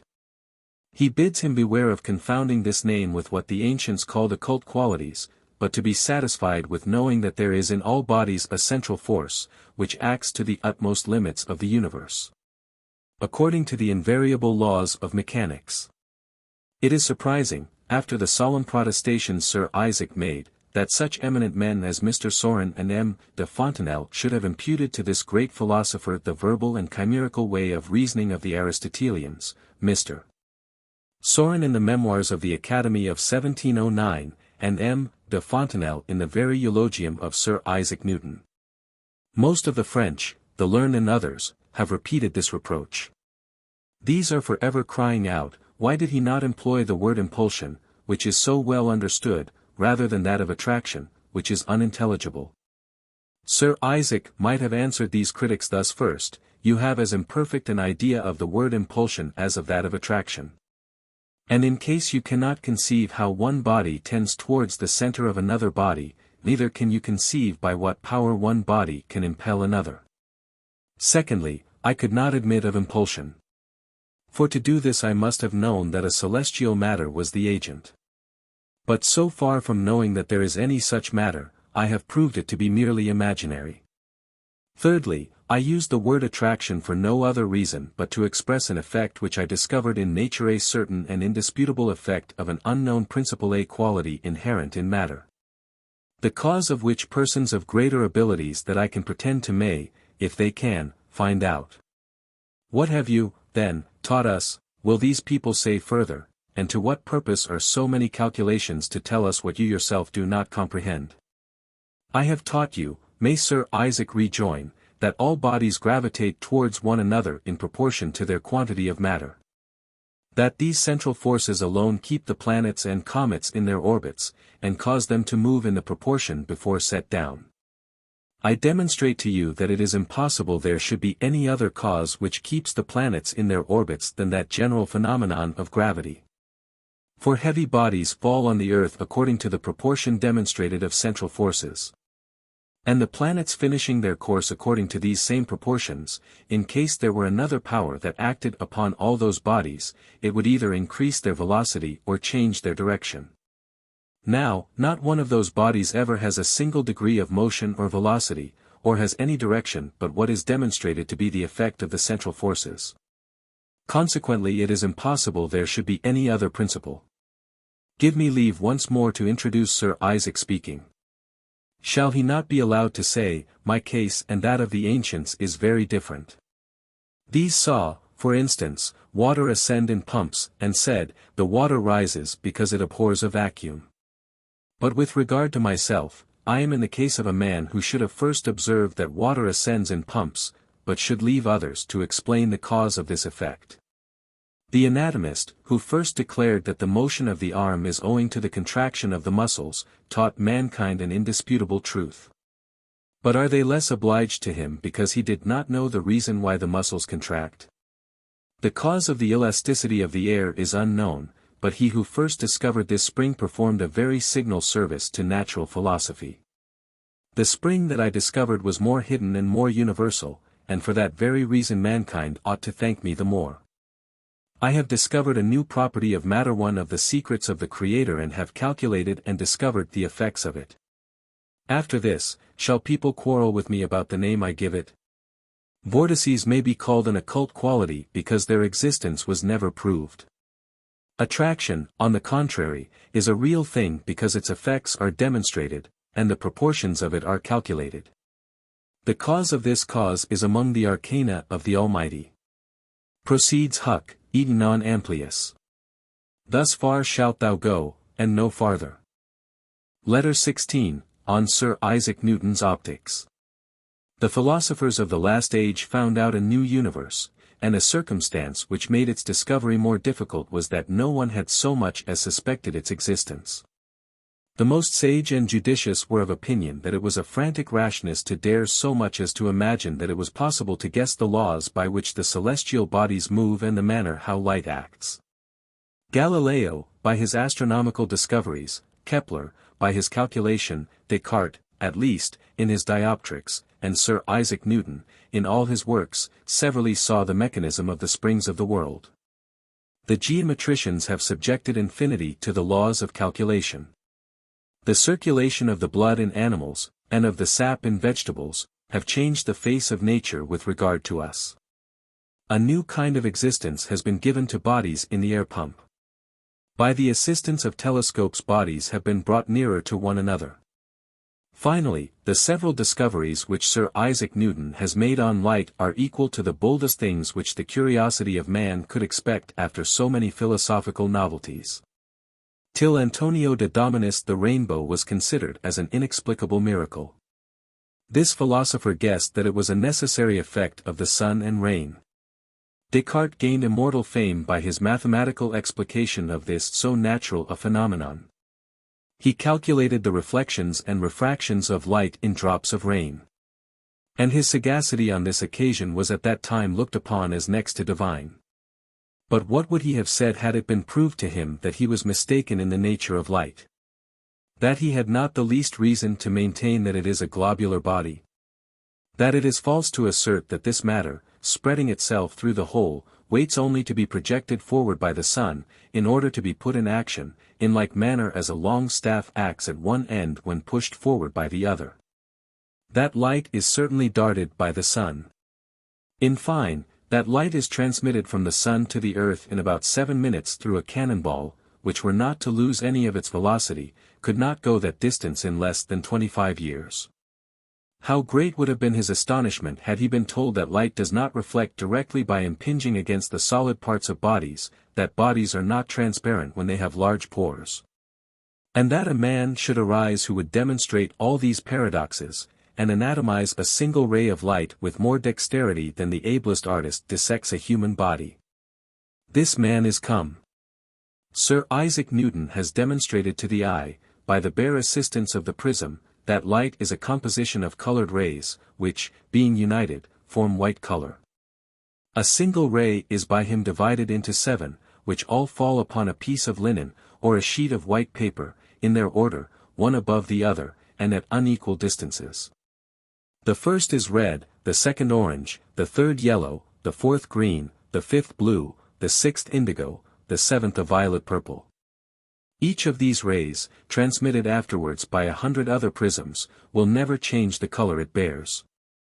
In like manner, as gold, when completely purged from its dross, will never change afterwards in the crucible.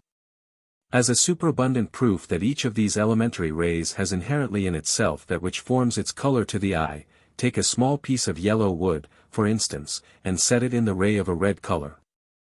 This wood will instantly be tinged red.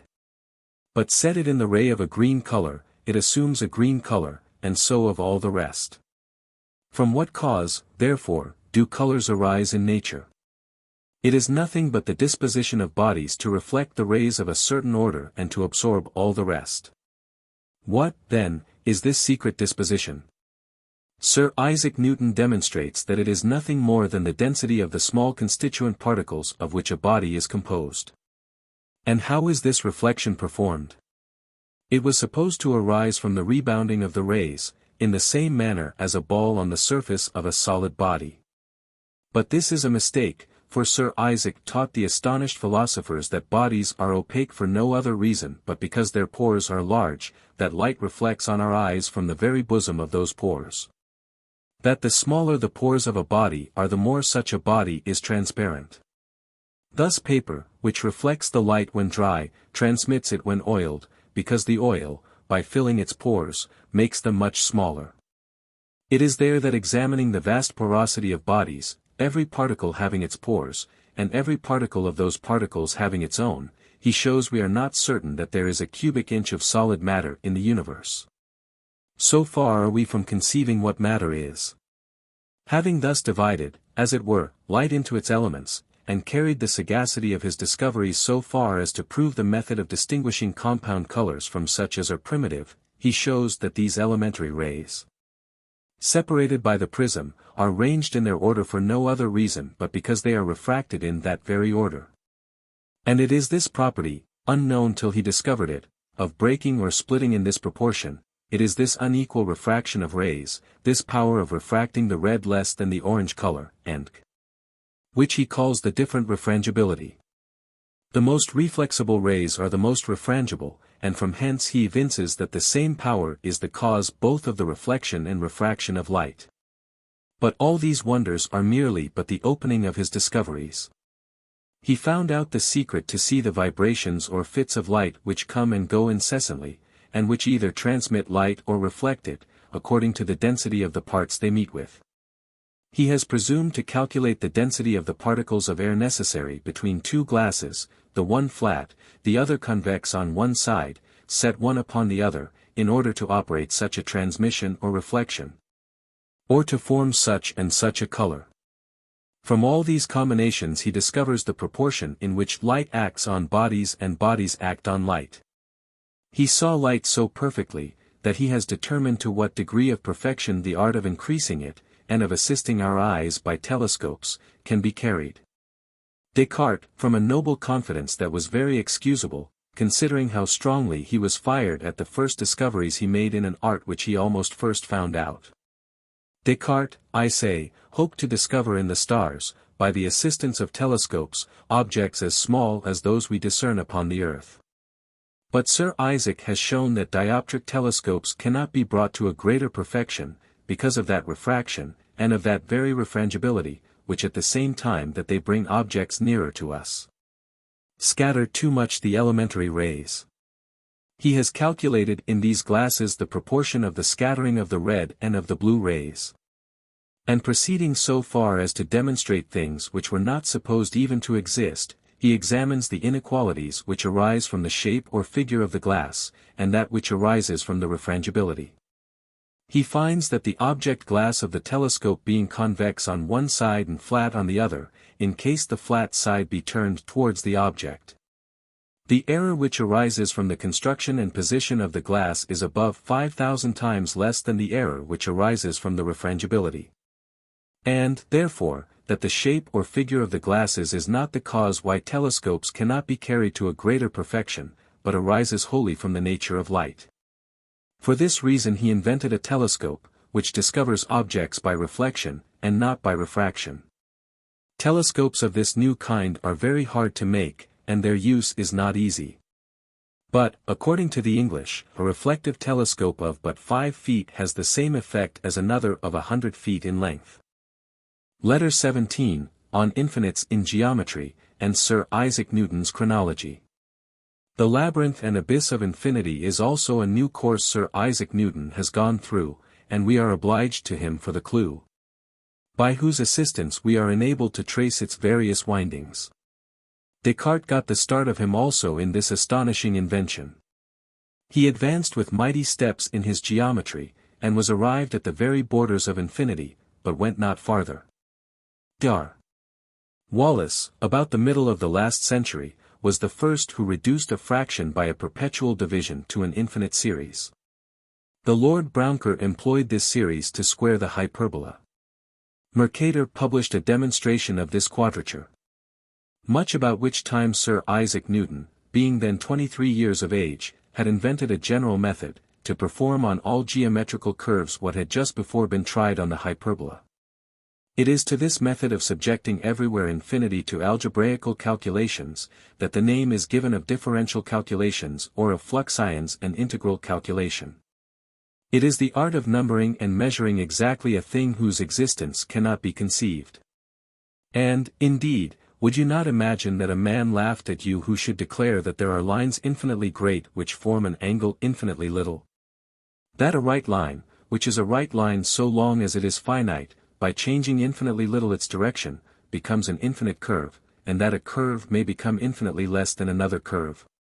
That there are infinite squares, infinite cubes, and infinites of infinites, all greater than one another, and the last but one of which is nothing in comparison of the last. All these things, which at first appear to be the utmost excess of frenzy, are in reality an effort of the subtlety and extent of the human mind, and the art of finding truths which till then had been unknown. This so bold edifice is even founded on simple ideas. The business is to measure the diagonal of a square, to give the area of a curve, to find the square root of a number, which has none in common arithmetic. After all, the imagination ought not to be startled any more at so many orders of infinites than at the so well-known proposition, viz. that curved lines may always be made to pass between a circle and a tangent, or at that other, namely, that matter is divisible in infinitum. These two truths have been demonstrated many years, and are no less incomprehensible than the things we have been speaking of. For many years the invention of this famous calculation was denied to Sir Isaac Newton. In Germany Mr. Leibniz was considered as the inventor of the differences or moments, called fluxions, and Mr. Bernoulli claimed the integral calculus. However, Sir Isaac is now thought to have first made the discovery, and the other two have the glory of having once made the world doubt whether it was to be ascribed to him or them. Thus some contested with Dr. Harvey the invention of the circulation of the blood, as others disputed with Mr. Perrot that of the circulation of the sap. Hartzicher and Leeuwenhoek disputed with each other the honor of having first seen the vermiculi of which mankind are formed. This Hartzicher also contested with Huygens the invention of a new method of calculating the distance of a fixed star. It is not yet known to what philosopher we owe the invention of the cycloid. Be this as it will, it is by the help of this geometry of infinites that Sir Isaac Newton attained to the most sublime discoveries. I am now to speak of another work, which, though more adapted to the capacity of the human mind, does nevertheless display some marks of that creative genius with which Sir Isaac Newton was informed in all his researches. The work I mean is a chronology of a new kind, for what province soever he undertook he was sure to change the ideas and opinions received by the rest of men. Accustomed to unravel and disentangle chaos, he was resolved to convey at least some light into that of the fables of antiquity which are blended and confounded with history, and fix an uncertain chronology. It is true that there is no family, city, or nation, but endeavors to remove its original as far backward as possible. Besides, the first historians were the most negligent in setting down the eras, books were infinitely less common than they are at this time, and, consequently, authors being not so obnoxious to censure. They therefore imposed upon the world with greater impunity. And, as it is evident that these have related a great number of fictitious particulars, it is probable enough that they also gave us several false eras. It appeared in general to Sir Isaac that the world was 500 years younger than chronologers declare it to be. He grounds his opinion on the ordinary course of nature, and on the observations which astronomers have made. By the course of nature we here understand the time that every generation of men lives upon the earth. The Egyptians first employed this vague and uncertain method of calculating when they began to write the beginning of their history. These computed 341 generations from Menes to Sethan, and, having no fixed era, they supposed 3 generations to consist of 100 years. In this manner they computed 11,340 years from Menes' reign to that of Sethan. The Greeks before they counted by Olympiads followed the method of the Egyptians, and even gave a little more extent to generations, making each to consist of 40 years. Now, here, both the Egyptians and the Greeks made an erroneous computation. It is true, indeed, that, according to the usual course of nature, 3 generations last about 120 years, but 3 reigns are far from taking up so many. It is very evident that mankind in general live longer than kings are found to reign, so that an author who should write a history in which there were no dates fixed, and should know that 9 kings had reigned over a nation. Such a historian would commit a great error should he allow 300 years to these 9 monarchs. Every generation takes about 36 years, every reign is, one with the other, about 20. 30 kings of England have swayed the sceptre from William the Conqueror to George I, the years of whose reigns added together amount to 648 years. Which, being divided equally among the 30 kings, give to every one a reign of 21 years and a half very near. 63 kings of France have sat upon the throne, these have, one with another, reigned about 20 years each. This is the usual course of nature. The ancients, therefore, were mistaken when they supposed the durations in general of reigns to equal that of generations. They, therefore, allowed too great a number of years, and consequently some years must be subtracted from their computation. Astronomical observations seem to have lent a still greater assistance to our philosopher. He appears to us stronger when he fights upon his own ground. You know that the earth, besides its annual motion which carries it round the sun from west to east in the space of a year, has also a singular revolution which was quite unknown till within these late years. Its poles have a very slow retrograde motion from east to west, whence it happens that their position every day does not correspond exactly with the same point of the heavens. This difference which is so insensible in a year, becomes pretty considerable in time. And in 312 years the difference is found to be of 1 degree, that is to say, the 360th part of the circumference of the whole heaven. Thus after 72 years the colure of the vernal equinox which passed through a fixed star, corresponds with another fixed star. Hence it is that the sun, instead of being in that part of the heavens in which the ram was situated in the time of Hipparchus, is found to correspond with that part of the heavens in which the bull was situated. And the twins are placed where the bull then stood. All the signs have changed their situation, and yet we still retain the same manner of speaking as the ancients did. In this age we say that the sun is in the ram in the spring, from the principle of condescension that we say that the sun turns round. Hipparchus was the first among the Greeks who observed some change in the constellations with regard to the equinoxes, or rather who learnt it from the Egyptians. Philosophers ascribed this motion to the stars. For in those ages people were far from imagining such a revolution in the earth, which was supposed to be immovable in every respect. They therefore created a heaven in which they fixed the several stars, and gave this heaven a particular motion by which it was carried towards the east, whilst that all the stars seemed to perform their diurnal revolution from east to west. To this error they added a second of much greater consequence, by imagining that the pretended heaven of the fixed stars advanced 1 degree eastward every 100 years. In this manner they were no less mistaken in their astronomical calculation than in their system of natural philosophy. As for instance, an astronomer in that age would have said that the vernal equinox was in the time of such and such an observation, in such a sign, and in such a star. It has advanced 2 degrees of each since the time that observation was made to the present. Now 2 degrees are equivalent to 200 years, consequently the astronomer who made that observation lived just so many years before me. It is certain that an astronomer who had argued in this manner would have mistook just 54 years. Hence it is that the ancients, who were doubly deceived, made their great year of the world, that is, the revolution of the whole heavens, to consist of 36,000 years. But the moderns are sensible that this imaginary revolution of the heaven of the stars is nothing else than the revolution of the poles of the earth, which is performed in 25,900 years. It may be proper to observe transiently in this place, that Sir Isaac, by determining the figure of the earth, has very happily explained the cause of this revolution. All this being laid down, the only thing remaining to settle chronology is to see through what star the couloir of the equinoxes passes, and where it intersects at this time the ecliptic in the spring. And to discover whether some ancient writer does not tell us in what point the ecliptic was intersected in his time, by the same couloir of the equinoxes.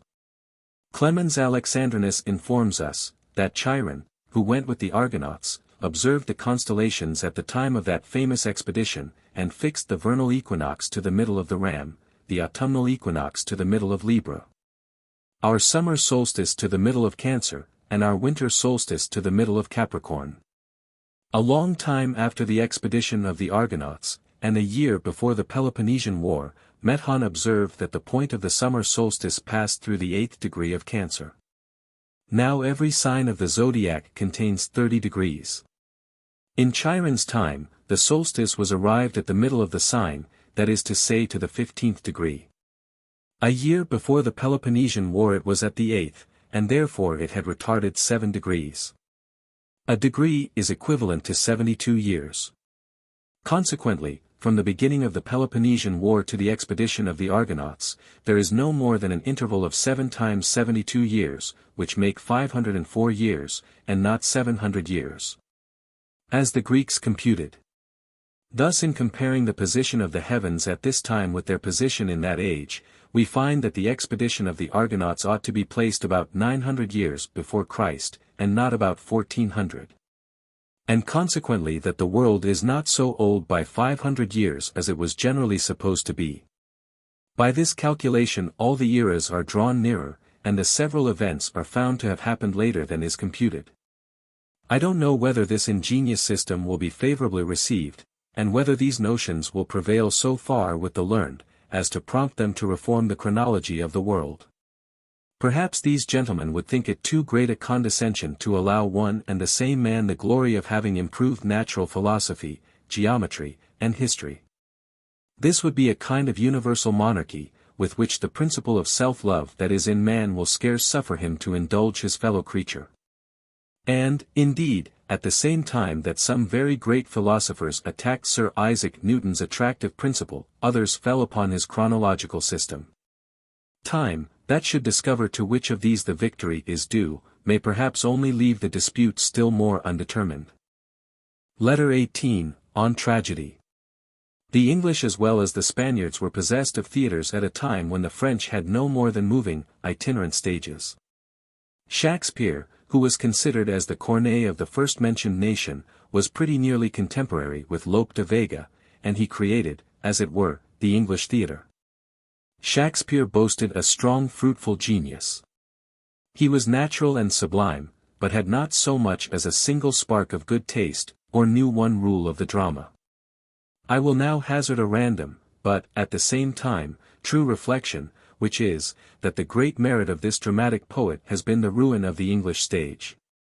There are such beautiful, such noble, such dreadful scenes in this writer's monstrous farces, to which the name of tragedy is given, that they have always been exhibited with great success. Time, which alone gives reputation to writers, at last makes their very faults venerable. Most of the whimsical gigantic images of this poet, have, through length of time, it being 150 years since they were first drawn, acquired a right of passing for sublime. Most of the modern dramatic writers have copied him, but the touches and descriptions which are applauded in Shakespeare are hissed at in these writers. And you will easily believe that the veneration in which this author is held, increases in proportion to the contempt which is shown to the moderns. Dramatic writers don't consider that they should not imitate him. And the ill success of Shakespeare's imitators produces no other effect, than to make him be considered as inimitable. You remember that in the tragedy of Othello, Moor of Venice, a most tender piece, a man strangles his wife on the stage. And that the poor woman, whilst she is strangling, cries aloud that she dies very unjustly. You know that in Hamlet, Prince of Denmark, two grave diggers make a grave, and are all the time drinking, singing ballads, and making humorous reflections, natural indeed enough to persons of their profession, on the several skulls they throw up with their spades.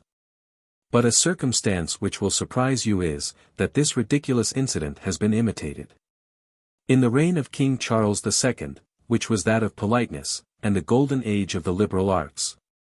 Otway, in his Venice Preserved, introduces Antonio the senator, and Naki, his courtesan, in the midst of the horrors of the Marquis of Bedimer's conspiracy. Antonio, the superannuated senator plays, in his mistress' presence, all the apish tricks of a lewd, impotent debauchee, who is quite frantic and out of his senses. He mimics a bull and a dog, and bites his mistress' legs, who kicks and whips him. However, the players have struck these buffooneries, which indeed were calculated merely for the dregs of the people, out of Otway's tragedy. But they have still left in Shakespeare's Julius Caesar the jokes of the Roman shoemakers and cobblers, who are introduced in the same scene with Brutus and Cassius. You will undoubtedly complain, that those who have hitherto discoursed with you on the English stage, and especially on the celebrated Shakespeare, have taken notice only of his errors. And that on one has translated any of those strong, those forcible passages which atone for all his faults. But to this I will answer, that nothing is easier than to exhibit in prose all the silly impertinences which a poet may have thrown out. But that it is a very difficult task to translate his fine verses. All your junior academical sophs, who set up for censors of the eminent writers, compile whole volumes. But methinks 2 pages which display some of the beauties of great geniuses, are of infinitely more value than all the idle rhapsodies of those commentators. And I will join in opinion with all persons of good taste in declaring, that greater advantage may be reaped from a dozen verses of Homer or Virgil, than from all the critiques put together which have been made on those 2 great poets. I have ventured to translate some passages of the most celebrated English poets, and shall now give you one from Shakespeare. Pardon the blemishes of the translation for the sake of the original. And remember always that when you see a version, you see merely a faint print of a beautiful picture. I have made choice of part of the celebrated soliloquy in Hamlet, which you may remember is as follows. To be, or not to be? That is the question. Whether T is nobler in the mind to suffer the slings and arrows of outrageous fortune, or to take arms against a sea of troubles, and by opposing, end them. To die. To sleep. No more. And by a sleep to say we end the heartache, and the 1,000 natural shocks that flesh is heir to. T is a consummation devoutly to be wished. To die. To sleep. To sleep, perchance to dream. Aye, there's the rub. For in that sleep of death, what dreams may come when we have shuffled off this mortal coil, must give us pause. There is the respect that makes a calamity of so long life, for who would bear the whips and scorns of time, the oppressor's wrong, the poor man's contumely, the pangs of despised love, the law's delay, the insolence of office, and the spurns that patient merit of the unworthy takes, when he himself might his quietus make with a bare bodkin. Who would fardels bear to groan and sweat under a weary life, but that the dread of something after death, the undiscovered country, from whose bourne no traveller returns, puzzles the will, and makes us rather bear those ills we have, than fly to others that we know not of? Thus conscience does make cowards of us all. And thus the native hue of resolution is sicklied o'er with the pale cast of thought, and enterprises of great weight and moment with this regard their currents turn awry, and lose the name of action. My version of it runs thus. Demur. Il faut choisir et passer à l'instant de la vie à la mort, au lieu de l'être honnête. De cruels siln est, éclairez mon courage. Faut il vieiller corbe sous la main que m outrage, supporter, au lieu finer mon malheur et mon sort. Que suis-je? Que émérite? Et tu est que la mort. C'est la fin de nos mots, c'est mon unique asile après de longs transports, c'est un sommeil tranquille. En essendort, tout meurt, mais un affreux réveil doit succéder pour être aux douceurs du sommeil. En nous menace, on dit que cette courte vie, de tourments éternels est aussitôt suivie. O mort! Moment fatal. Affreuse éternite. Tout que ton soul nom esse glacé épouvante. Que pourrait sans toi supporter cette vie, de nos prétracements benir el hypocrisy, d'une indine maîtresse incensor les erreurs, ramper sous un ministre, adorer ses hauteurs. Et monter les langueurs de son âme abattu, a de âmes ingrates que détournent la vue. La mort serait trop douce en ces extrémités, mais le scrupule parle, et nous crie, arrêtez. Il défend nos mains cet hero homicide et d'un heroes guerrière, fate un crétin timide, and do not imagine that I have translated Shakespeare in a servile manner. Woe to the writer who gives a literal version. Who by rendering every word of his original, by that very means enervates the sense, and extinguishes all the fire of it. It is on such an occasion one may justly affirm, that the letter kills, but the spirit quickens. Here follows another passage copied from a celebrated tragic writer among the English. It is Dryden, a poet in the reign of Charles II, a writer whose genius was too exuberant, and not accompanied with judgment enough. Had he written only a tenth part of the works he left behind him, his character would have been conspicuous in every part, but his great fault is his having endeavored to be universal. The passage in question is as follows. When I consider life, is all a cheat, yet fooled by hope, men favor the deceit, trust on and think, tomorrow will repay, tomorrow's falser than the former day, lies more. And whilst it says we shall be blessed with some new joy, cuts off what we possessed, strange cousinage. None would live past years again, yet all hope pleasure in what yet remain, and from the dregs of life think to receive what the first sprightly running could not give. I'm tired with waiting for his chymic gold, which fools us young, and beggars us when old. I shall now give you my translation. De dessignes en regrets et d'erreurs en desers les mortals incenses prominent leur folie. Dans de malheurs présents, dans l'espoir de plaisirs nous n'y vivons jamais, nous attendons la vie. Demain, dit on, va combler tous nos voyous. Demain vint, et nous les encore plus malheureux. Quel est l'erreur, Hellas? Du soin que nous devor, nul de nous en voudroit recommencer son cours. De nos premiers moments nous modissons l'aurore, et de la nuit que vint nous attendons encore, ce tuo en vain promis les plus beaux de nos jours, and it is in these detached passages that the English have hitherto excelled. Their dramatic pieces, most of which are barbarous and without decorum, order, or verisimilitude, dart such resplendent flashes through this gleam, as amaze and astonish. The style is too much inflated, too unnatural, too closely copied from the Hebrew writers, who abound so much with the Asiatic fustian. But then it must be also confessed that the stilts of the figurative style, on which the English tongue is lifted up, raises the genius at the same time very far aloft, though with an irregular pace. The first English writer who composed a regular tragedy, and infused a spirit of elegance through every part of it, was the illustrious Mr. Addison.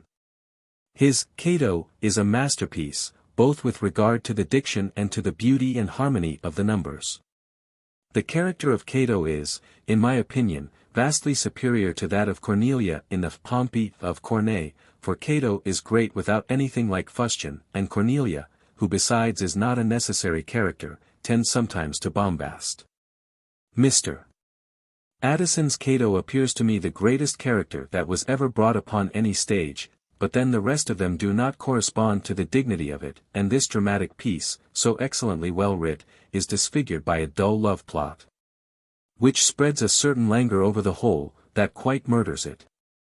The custom of introducing love at random and at any rate in the drama passed from Paris to London about 1660, with our ribbons and our perukes.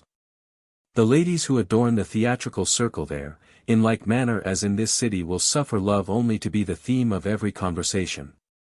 The judicious Mr. Addison had the effeminate complaisance to soften the severity of his dramatic character, so as to adapt it to the manners of the age, and, from an endeavor to please, quite ruined a masterpiece in its kind. Since as time the drama is become more regular, the audience more difficult to be least, and writers more correct and less bold. I have seen some new pieces that were written with great regularity, but which, at the same time, were airy flat and insipid. One would think that the English had been hitherto armed to produce irregular beauties only. The shining monsters of Shakespeare evoke infinite more delight than the judicious images of the moderns.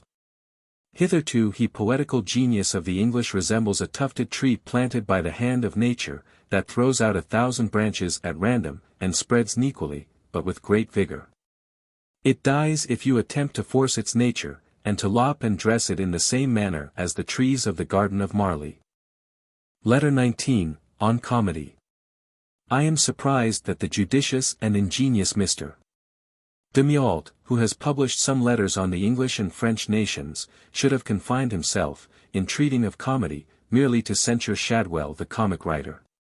This author was had in pretty great contempt in Mr. Demiault's time, and was not the poet of the polite part of the nation.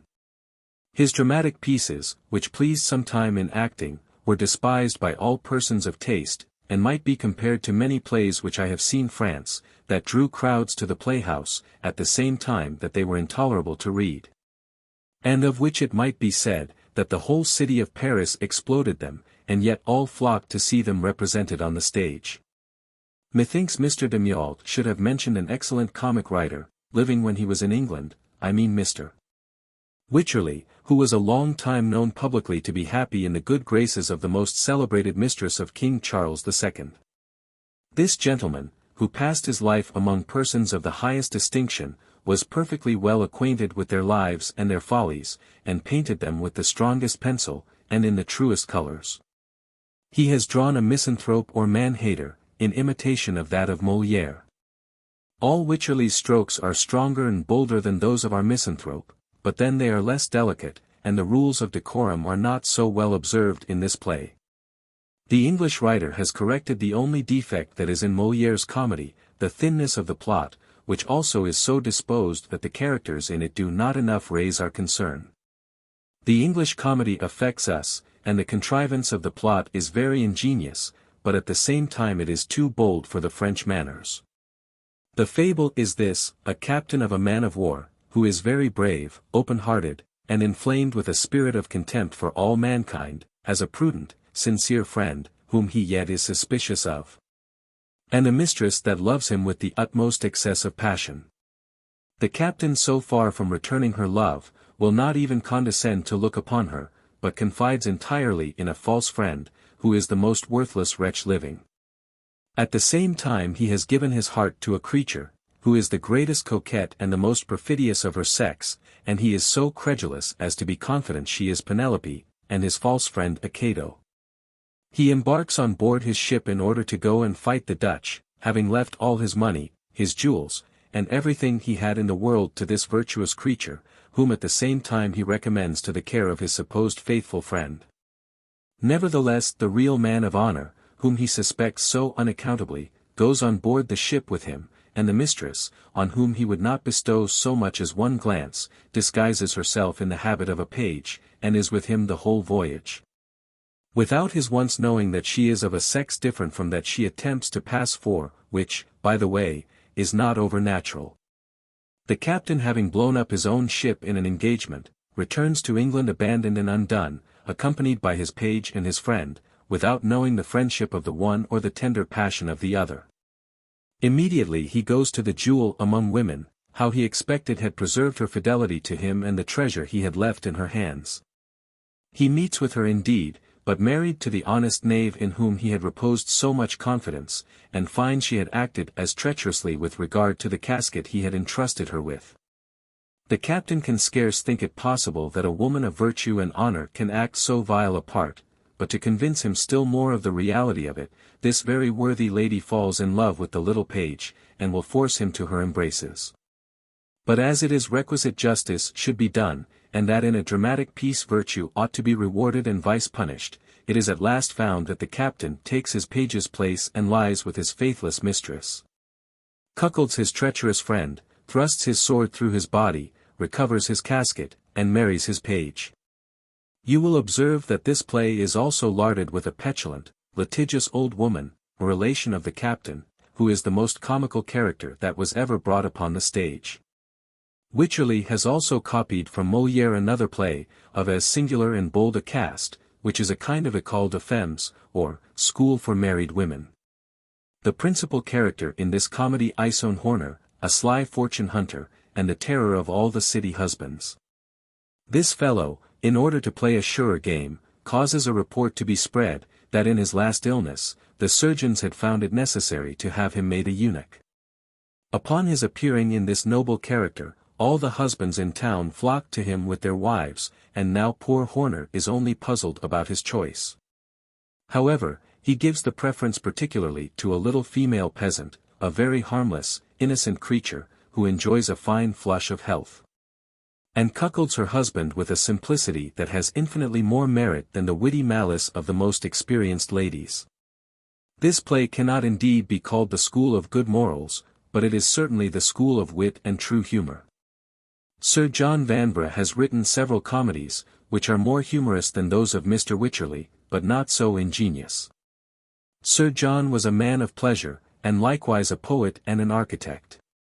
The general opinion is, that he is as sprightly in his writings as he is heavy in his buildings. It is he who raised the famous castle of Blenheim, a ponderous and lasting monument of our unfortunate battle of Hockstett. Were the apartments but as spacious as the walls are thick, this castle would be commodious enough. Some wag, in an epitaph he made on Sir John Vanbrugh, has these lines: Earth lie light on him, for he laid many a heavy load in thee. Sir John, having taken a tour into France before the glorious war that broke out in 1701, was thrown into the Bastille, and detained there for some time, without being ever able to discover the motive which had prompted our ministry to indulge him with this mark of their distinction. He wrote a comedy during his confinement, and a circumstance which appears to me very extraordinary is, that we don't meet with so much as a single satirical stroke against the country in which he had been so injuriously treated. The late Mr. Congreve raised the glory of comedy to a greater height than any English writer before or since his time. He wrote only a few plays, but they are all excellent in their kind. The laws of the drama are strictly observed in them. They abound with characters all which are shadowed with the utmost delicacy, and we don't meet with so much as one low or coarse jest.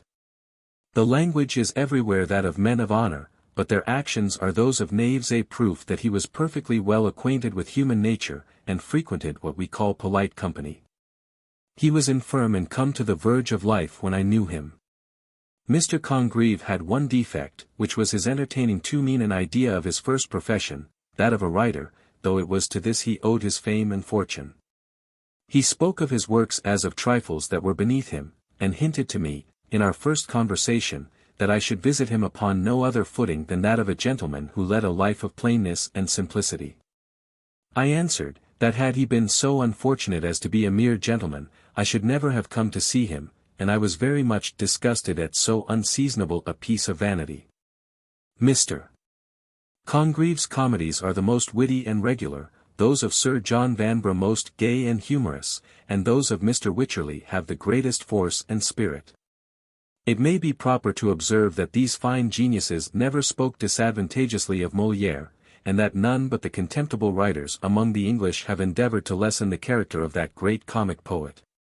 Such Italian musicians as despise Lully are themselves persons of no character or ability, but a Buononcini esteems that great artist, and does justice to his merit. The English have some other good comic writers living, such as Sir Richard Steele and Mr.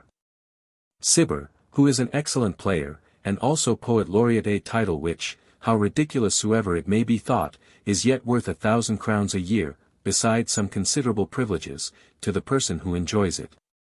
Our illustrious Corneille had not so much.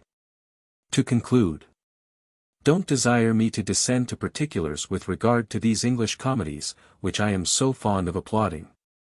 Nor to give you a single smart saying or humorous stroke from Wycherley or Congreve. We don't laugh in reading a translation. If you have a mind to understand the English comedy, the only way to do this will be for you to go to England, to spend 3 years in London, to make yourself master of the English tongue, and to frequent the playhouse every night. I receive but little pleasure from the perusal of Aristophanes and Plautus, and for this reason because I am neither a Greek nor a Roman. The delicacy of the humour, the allusion, the apropos, all these are lost to a foreigner. But it is different with respect to tragedy, this treating only of exalted passions and heroical follies, which the antiquated errors of fable or history have made sacred. Oedipus, Electra, and such like characters, may with as much propriety be treated of by the Spaniards, the English, or us, as by the Greeks. But true comedy is the speaking picture of the follies and ridiculous foibles of a nation. So that he only is able to judge of the painting who is perfectly acquainted with the people it represents. Letter XX, on such of the nobility as cultivate the belles lettres. There once was a time in France when the polite arts were cultivated by persons of the highest rank in the state. The courtiers particularly were conversant in them, although indolence, a taste for trifles, and a passion for intrigue, were the divinities of the country. The court methinks at this time seems to have given into a taste quite opposite to that of polite literature, but perhaps the mode of thinking may be revived in a little time. The French are of so flexible a disposition, may be moulded into such a variety of shapes, that the monarch needs but command and he is immediately obeyed. The English generally think, and learning is had in greater honour among them than in our country, an advantage that results naturally from the form of their government. There are about 800 persons in England who have a right to speak in public, and to support the interest of the kingdom, and near 5,000 or 6,000 may in their turns aspire to the same honour. The whole nation set themselves up as judges over these, and every man has the liberty of publishing his thoughts with regard to public affairs, which shows that all the people in general are indispensably obliged to cultivate their understandings. In England the governments of Greece and Rome are the subject of every conversation, so that every man is under a necessity of perusing such authors as treat of them, how disagreeable soever it may be to him. And this study leads naturally to that of polite literature. Mankind in general speak well in their respective professions. What is the reason why our magistrates, our lawyers, our physicians, and a great number of the clergy, our abler scholars, have a finer taste, and more wit, than persons of all other professions?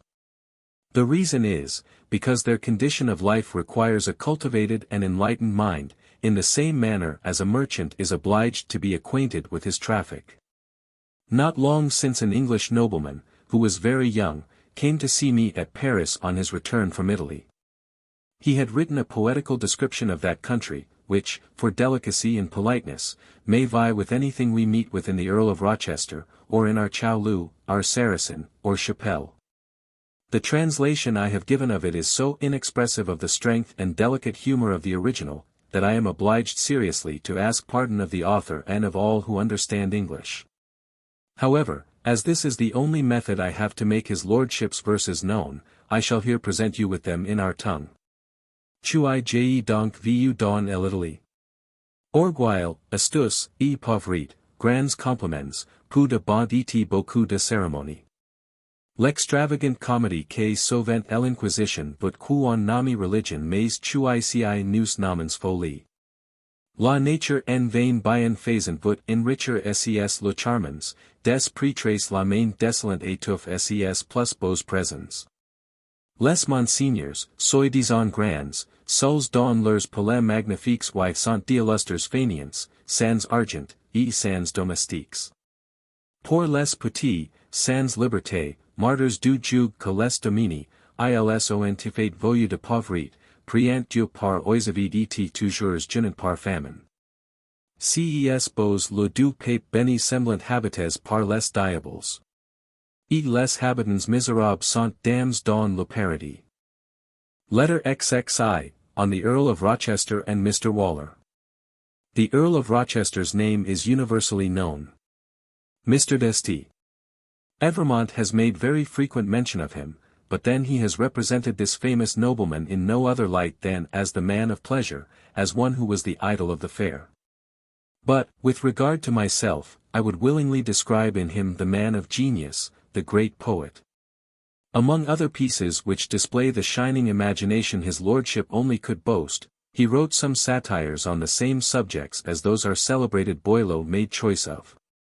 I do not know any better method of improving the taste than to compare the productions of such great geniuses as have exercised their talent on the same subject. Boileau declaims as follows against human reason in his Satire on Man. Cependant à le voir plein de vapeurs légères, soi même si bercer de ses propres chimères, lui seul de la nature est la base et elle appuie. Et le dixième ciel any tourne que pour lui. De tous les animaux il est ici le maître, que pourrait l'honneur, poursuis tu. Moi peut être ce maître prétendu que leur don de loix, ce roi de animaux, combien est-il de rois. Yet, pleased with idle whimsies of his brain, and puffed with pride, this haughty thing would fain bethink himself the only stay and prop that holds the mighty frame of nature up. The skies and stars his properties must seem. Of all the creatures he's the lord, he cries. And who is there, say you, that dares deny so own a truth? That may be, sir, do I. This boasted monarch of the world who awes the creatures here, and with his nod gives laws this self-named king, who thus pretends to be the lord of all, how many lords has he? Oldham, a little altered. The Lord Rochester expresses himself, in his Satire against Man, in pretty near the following manner. But I must first desire you always to remember that the versions I give you from the English poets are written with freedom and latitude, and that the restraint of our versification, and the delicacies of the French tongue, will not allow a translator to convey into it the licentious impetuosity and fire of the English numbers. Cet esprit que j'ai hais, cet esprit plein d'erreur, ce n'est pas ma raison c'est la tienne, docteur c'est la raison frivole, inquiet. Orgueilius des sages animaux, rivali d'idénios, que croit entrius idéal ange, a cupper le milieu, et pense être ici bas l'image de son Dieu. Vil atome imparfait, que croit, doute, dispute ramp, es alive, tom, nie encore sa chute, que nous dit je suis libre, en nous montrant ses fers, et don't loi, trouble et faux, croit percer el univers. Allez, reverends foes, bienheureux fanatiques, compiles bien l'âmes de vos reines scolastiques, peres divisions, et d'enigmes sacres, auteurs du labyrinthe, ou vous égarez. Allez obscurement éclaircir vos mystères, et courez dans l'école d'or vos chimères. Il est d'autres erreurs, Illinois est de ces debits condamnés par us memes à l'ennui du repos. Ce mystique encloitre, fear de son indolence tranquille, au sein de Dieu. Que peut-il faire? Il pense. Non, tu n'y penses point, miserable, two doors, inutile à la terre, et mis au rang de morts. Ton esprit énerve croupit dans la mollesse. Réveille-toi, sois et sors de ton ivresse. L'homme est né pour agir, et tu prétends penser, and. The original runs thus. Hold mighty man, I cry all this we know, and 'tis this very reason I despise, this supernatural gift that makes a mite think he's the image of the infinite. Comparing his short life, void of all rest, to the eternal and the ever-blessed. This busy, puzzling stirrer-up of doubt, that frames deep mysteries, then finds them out, filling, with frantic crowds of thinking fools, those reverend bedlams, colleges, and schools. Borne on whose wings each heavy sot can pierce the limits of the boundless universe. So charming ointments make an old witch fly, and bear a crippled carcass through the sky. 'Tis this exalted power, whose business lies in nonsense and impossibilities. This made a whimsical philosopher before the spacious world his tub prefer, and we have modern cloistered coxcombs, who retire to think, 'cause they have naught to do. But thoughts are given for action's government, where action ceases, thoughts impertinent. Whether these ideas are true or false, it is certain they are expressed with an energy and fire which form the poet. I shall be very far from attempting to examine philosophically into these verses, to lay down the pencil, and take up the rule and compass on this occasion. My only design in this letter being to display the genius of the English poets, and therefore I shall continue in the same view. The celebrated Mr. Waller has been very much talked of in France, and Mr. de La Fontaine, St. Evremont and Bell have written his eulogium, but still his name only is known. He had much the same reputation in London as Voiture had in Paris, and in my opinion deserved it better. Voiture was born in an age that was just emerging from barbarity, an age that was still rude and ignorant, the people of which aimed at wit, though they had not the least pretensions to it, and sought for points and conceits instead of sentiments. Bristol stones are more easily found than diamonds. Voiture, born with an easy and frivolous genius, was the first who shone in this aurora of French literature. Had he come into the world after those great geniuses who spread such a glory over the age of Louis XIV, he would either have been unknown, would have been despised, or would have corrected his style. Boileau applauded him, but it was in his first satires, at a time when the taste of that great poet was not yet formed. He was young, and in an age when persons form a judgment of men from their reputation, and not from their writings. Besides, Boileau was very partial both in his encomiums and his censures. He applauded Seagrise, whose works nobody reads, he abused Quinault, whose poetical pieces every one has got by heart, and is wholly silent upon La Fontaine. Waller, though a better poet than Voiture, was not yet a finished poet. The graces breathe in such of Waller's works as are writ in a tender strain, but then they are languid through negligence, and often disfigured with false thoughts. The English had not in his time attained the art of correct writing. But his serious compositions exhibit a strength and vigor which could not have been expected from the softness and effeminacy of his other pieces. He wrote an elegy on Oliver Cromwell, which, with all its faults, is nevertheless looked upon as a masterpiece. To understand this copy of verses you are to know that the day Oliver died was remarkable for a great storm. His poem begins in this manner. Il n'est plus, sen est fait, soumettons nous au sort, le ciel assigne le jour par de tempêtes, et la voix de tonnerres éclatant sur nos têtes vint d'annoncer sa mort. Par ses derniers suppers il ébranle cet que son bras fit trembler tant de fois, quand dans le cours de ses exploits Illinois berçoit la tête de Royce, et se mettoit un peuple à son joug sol docile. Mère tu tens trouble.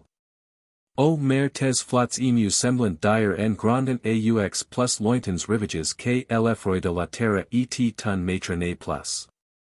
Tel au ciel autrefois s'envola Romulus, tel il quitta la terre, au milieu de orages, tel d'un peuple guerrier il recut les homages, obey don sa vie, sa mortador, sun pelef fut un temple, and we must resign. Heaven his great soul does claim in storms as loud as his immortal fame, his dying groans, his last breath shakes our isle, and trees uncut fall for his funeral pile, about his palace their broad roots are tossed into the air, so Romulus was lost. New Rome in such a tempest missed her king, and from obeying fell to worshipping. On Ida's top thus Hercules lay dead, with ruined oaks and pines about him spread. Nature herself took notice on his death, and, sighing, swelled the sea with such a breath, that to remotest shores the billows rolled, approaching fate of his great ruler told. Waller. It was this eulogium that gave occasion to the reply, taken notice of in Bell's Dictionary, which Waller made to King Charles II. This king, to whom Waller had a little before, as is usual with bards and monarchs, presented a copy of verses embroidered with praises. Reproached the poet for not writing with so much energy and fire as when he had applauded the usurper, meaning Oliver. Sir, replied Waller to the king, we poets succeed better in fiction than in truth. This answer was not so sincere as that which a Dutch ambassador made, who, when the same monarch complained that his masters paid less regard to him than they had done to Cromwell, Sir, says the ambassador, Oliver was quite another man It is not my intent to give a commentary on Waller's character, nor on that of any other person, for I consider men after their death in no other light than as they were writers, and wholly disregard everything else. I shall only observe that Waller, though born in a court, and to an estate of £5,000 or £6,000 a year, was never so proud or so indolent as to lay aside the happy talent which nature had indulged him. The Earls of Dorset and Roscommon, the two Dukes of Buckingham, the Lord Halifax, and so many other noblemen, did not think the reputation they obtained of very great poets and illustrious writers, any way derogatory to their quality. They are more glorious for their works than for their titles. These cultivated the polite arts with as much assiduity as though they had been their whole dependence. They also have made learning appear venerable in the eyes of the vulgar, who have need to be led in all things by the great. And who, nevertheless, fashion their manners less after those of the nobility, in England I mean, than in any other country in the world. Letter XXII, on Mr. Pope and some other famous poets. Intended to treat of Mr. Prior, one of the most amiable English poets, whom you saw plenipotentiary and envoy extraordinary at Paris in 1712. I also designed to have given you some idea of the Lord Roscommon's and the Lord Dorset's muse. But I find that to do this I should be obliged to write a large volume, and that, after much pains and trouble, you would have but an imperfect idea of all those works. Poetry is a kind of music in which a man should have some knowledge before he pretends to judge of it. When I give you a translation of some passages from those foreign poets, I only prick down, and that imperfectly, their music. But then I cannot express the taste of their harmony. There is one English poem especially which I should despair of ever making you understand, the title whereof is Hudibras. The subject of it is the civil war in the time of the Grand Rebellion, and the principles and practice of the Puritans are therein ridiculed. It is Don Quixote, it is our satire Menippe blended together. I never found so much wit in one single book as in that, which at the same time is the most difficult to be translated. Who would believe that a work which paints in such lively and natural colors the several foibles and follies of mankind, and where we meet with more sentiments than words, should baffle the endeavors of the ablest translator? But the reason of this is, almost every part of it alludes to particular incidents. The clergy are there made the principal object of ridicule, which is understood but by few among the laity. To explain this a commentary would be requisite, and humor when explained is no longer humor. Whoever sets up for a commentator of smart sayings and repartees is himself a blockhead. This is the reason why the works of the ingenious Dean Swift, who has been called the English Rabelais, will never be well understood in France. This gentleman has the honor, in common with Rabelais, of being a priest, and, like him, laughs at everything, but, in my humble opinion, the title of the English Rabelais which is given the Dean is highly derogatory to his genius. The former has interspersed his unaccountably fantastic and unintelligible book with the most gay strokes of humor, but which at the same time, has a greater proportion of impertinence. He has been vastly lavish of erudition, of smut, and insipid raillery. An agreeable tale of 2 pages is purchased at the expense of whole volumes of nonsense. There are but few persons, and those of a grotesque taste, who pretend to understand and to esteem this work, for, as to the rest of the nation, they laugh at the pleasant and diverting touches which are found in Rabelais and despise his book. He is looked upon as the prince of buffoons. The readers are vexed to think that a man who was master of so much wit should have made so wretched a use of it. He is an intoxicated philosopher who never wrote but when he was in liquor. Dean Swift is Rabelais in his senses, and frequently the politest company. The former, indeed, is not so gay as the latter, but then he possesses all the delicacy, the justness, the choice, the good taste, in all which particulars our giggling rural vicar Rabelais is wanting. The poetical numbers of Dean Swift are of a singular and almost inimitable taste. True humor, whether in prose or verse, seems to be his peculiar talent. But whoever is desirous of understanding him perfectly must visit the island in which he was born. It will be much easier for you to form an idea of Mr. Pope's works. He is, in my opinion, the most elegant, the most correct poet. And, at the same time, the most harmonious, a circumstance which redounds very much to the honor of this muse, that England ever gave birth to. He has mellowed the harsh sounds of the English trumpet to the soft accents of the flute. His compositions may be easily translated, because they are vastly clear and perspicuous. Besides, most of his subjects are general, and relative to all nations. His Essay on Criticism will soon be known in France by the translation which l'Abbé de Rennell has made of it. Here is an extract from his poem entitled The Rape of the Lock, which I just now translated with the latitude I usually take on these occasions. For, once again, nothing can be more ridiculous than to translate a poet literally. Umbriel, à l'instant, vieil nom richine, va d'une ale pesant et d'un air renfron chercher en murmurant la caverne profonde. Au loin de deux rayons que répand l'œil du monde la dies aux vapeurs a choisi son séjour, les tristes aquilins y sifflant à alentour, en le souffle mal sain de leur ride hailing y port aux environs la fièvre et la migraine. Sur un riche sofa derrière un paravent loin de flambeaux, du brut, de parleurs et du vent la quinteuse dies incessamment repose, le cœur gros de chagrin, sans en savoir la cause. N'ayant pense jamais, l'esprit toujours trouble, l'ocial charge, le teint pale, et el hypochondre enful.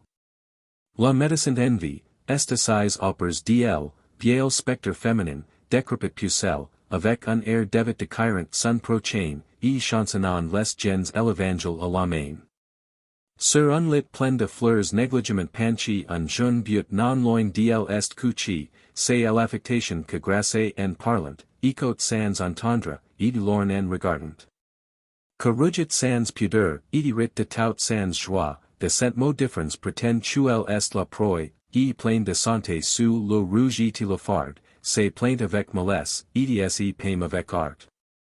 Umbriel, a dusky, melancholy sprite as ever sullied the fair face of light, down to the central earth, his proper scene, repairs to search the gloomy cave of spleen, swift on his sooty pinions flits the gnome.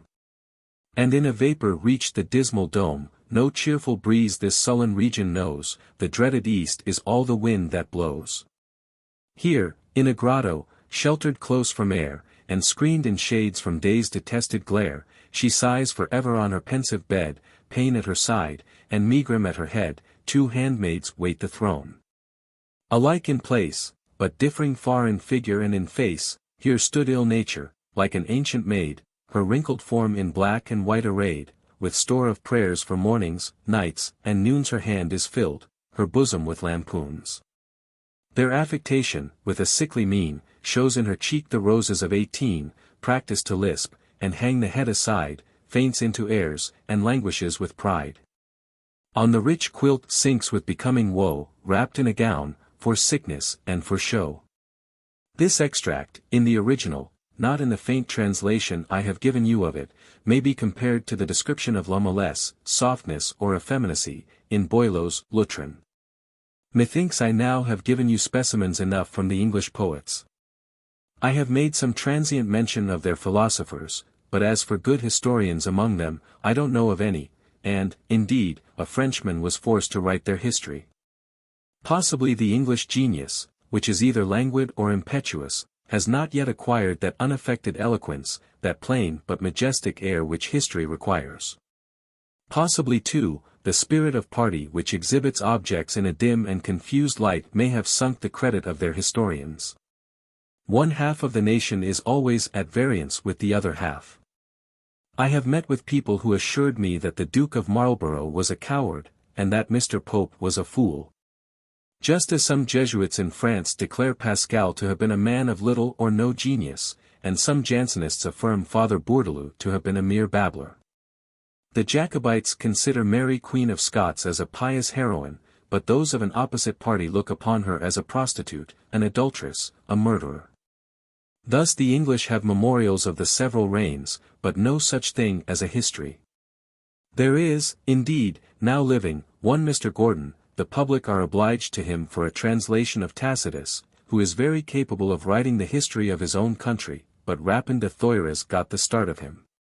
To conclude, in my opinion the English have not such good historians as the French, have no such thing as a real tragedy, have several delightful comedies, some wonderful passages in certain of their poems, and boast of philosophers that are worthy writers of our nation, and therefore we ought, since they have not scrupled to be in our debt, to borrow from them. Both the English and we came after the Italians, who have been our instructors in all the arts, and whom we have surpassed in some. I cannot determine which of the three nations ought to be honored with the palm. But happy the writer who could display their various merits. Letter XXII, on the regard that ought to be shown to men of letters. Neither the English nor any other people have foundations established in favor of the polite arts like those in France. There are universities in most countries, but it is in France only that we meet with so beneficial an encouragement for astronomy in all parts of the mathematics, for physic, for researches into antiquity, for painting, sculpture, and architecture. Louis XIV has immortalized his name by these several foundations, and this immortality did not cost him 200,000 livres a year. I must confess that one of the things I very much wonder at is, that as the Parliament of Great Britain have promised a reward of £20,000 to any person who may discover the longitude, they should never have once thought to imitate Louis XIV. In his munificence with regard to the arts and sciences. Merit, indeed, meets in England with rewards of another kind, which redound more to the honour of the nation. The English have so great a veneration for exalted talents, that a man of merit in their country is always sure of making his fortune. Mr. Addison in France would have been elected a member of one of the Academies, and, by the credit of some women, might have obtained a yearly pension of 1,200 livres, or else might have been imprisoned in the Bastille, upon pretence that certain strokes in his tragedy of Cato had been discovered which glanced at the porter of some man in power. Mr. Addison was raised to the post of Secretary of State in England. Sir Isaac Newton was made Warden of the Royal Mint. Mr. Congreve has a considerable employment. Mr. Pryor was plenipotentiary. Dr. Swift is Dean of St. Patrick in Dublin, and is more revered in Ireland than the Primate himself. The religion which Mr. Pope professes excludes him, indeed from preferments of every kind, but then it did not prevent his gaining 200,000 livres by his excellent translation of Homer. I myself saw a long time in France the author of Radamistus ready to perish for hunger. And the son of one of the greatest men our country ever gave birth to, and who was beginning to run the noble career which his father had set him, would have been reduced to the extremes of misery had he not been patronized by Monsieur Fagin. But the circumstance which mostly encourages the arts in England is the great veneration which is paid them. The picture of the Prime Minister hangs over the chimney of his own closet, but I have seen that of Mr. Pope in 20 noblemen's houses. Sir Isaac Newton was revered in his lifetime, and had a due respect paid to him after his death, the greatest men in the nation disputing who should have the honour of holding up his pall. Go into Westminster Abbey, and you will find that what raises the admiration of the spectator is not the mausoleums of the English kings, but the monuments which the gratitude of the nation has erected to perpetuate the memory of those illustrious men who contributed to its glory. We view their statues in that abbey in the same manner as those of Sophocles, Plato, and other immortal personages were viewed in Athens. And I am persuaded that the bare sight of those glorious monuments has fired more than one breast, and been the occasion of their becoming great men. The English have even been reproached with paying too extravagant honors to mere merit, and censured for interring the celebrated actress Mrs. Oldfield in Westminster Abbey with almost the same pomp as Sir Isaac Newton. Some pretend that the English had paid her these great funeral honors, purposely to make us more strongly sensible of the barbarity and injustice which they object to in us, for having buried Mademoiselle Lecouvreur ignominiously in the fields. But be assured from me, that the English were prompted by no other principle in burying Mrs. Oldfield in Westminster Abbey than their good sense. They are far from being so ridiculous as to brand with infamy an art which has immortalized a Euripides and a Sophocles, or to exclude from the body of their citizens a set of people whose business is to set off with the utmost grace of speech and action those pieces which the nation is proud of. Under the reign of Charles I, and in the beginning of the civil wars raised by a number of rigid fanatics, who at last were the victims to it, a great many pieces were published against theatrical and other shows, which were attacked with the greater virulence because that monarch and his queen, daughter to Henry IV of France, were passionately fond of them. One Mr. Prynne, a man of most furiously scrupulous principles, who would have thought himself damned had he worn a cassock instead of a short cloak, and have been glad to see one half of mankind cut the other to pieces for the glory of God, and the propaganda fide, took it into his head to write a most wretched satire against some pretty good comedies, which were exhibited very innocently every night before their majesties. He quoted the authority of the rabbis, and some passages from St. Bonaventure, to prove that the Oedipus of Sophocles was the work of the evil spirit, that Terence was excommunicated ipso facto, and added, that doubtless Brutus, who was a very severe Jansenist, assassinated Julius Caesar for no other reason but because he, who was Pontifex Maximus, presumed to write a tragedy the subject of which was Oedipus. Lastly, he declared that all who frequented the theatre were excommunicated, as they thereby renounced their baptism. This was casting the highest insult on the king and all the royal family.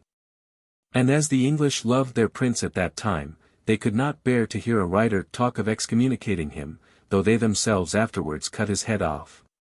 Prynne was summoned to appear before the Star Chamber.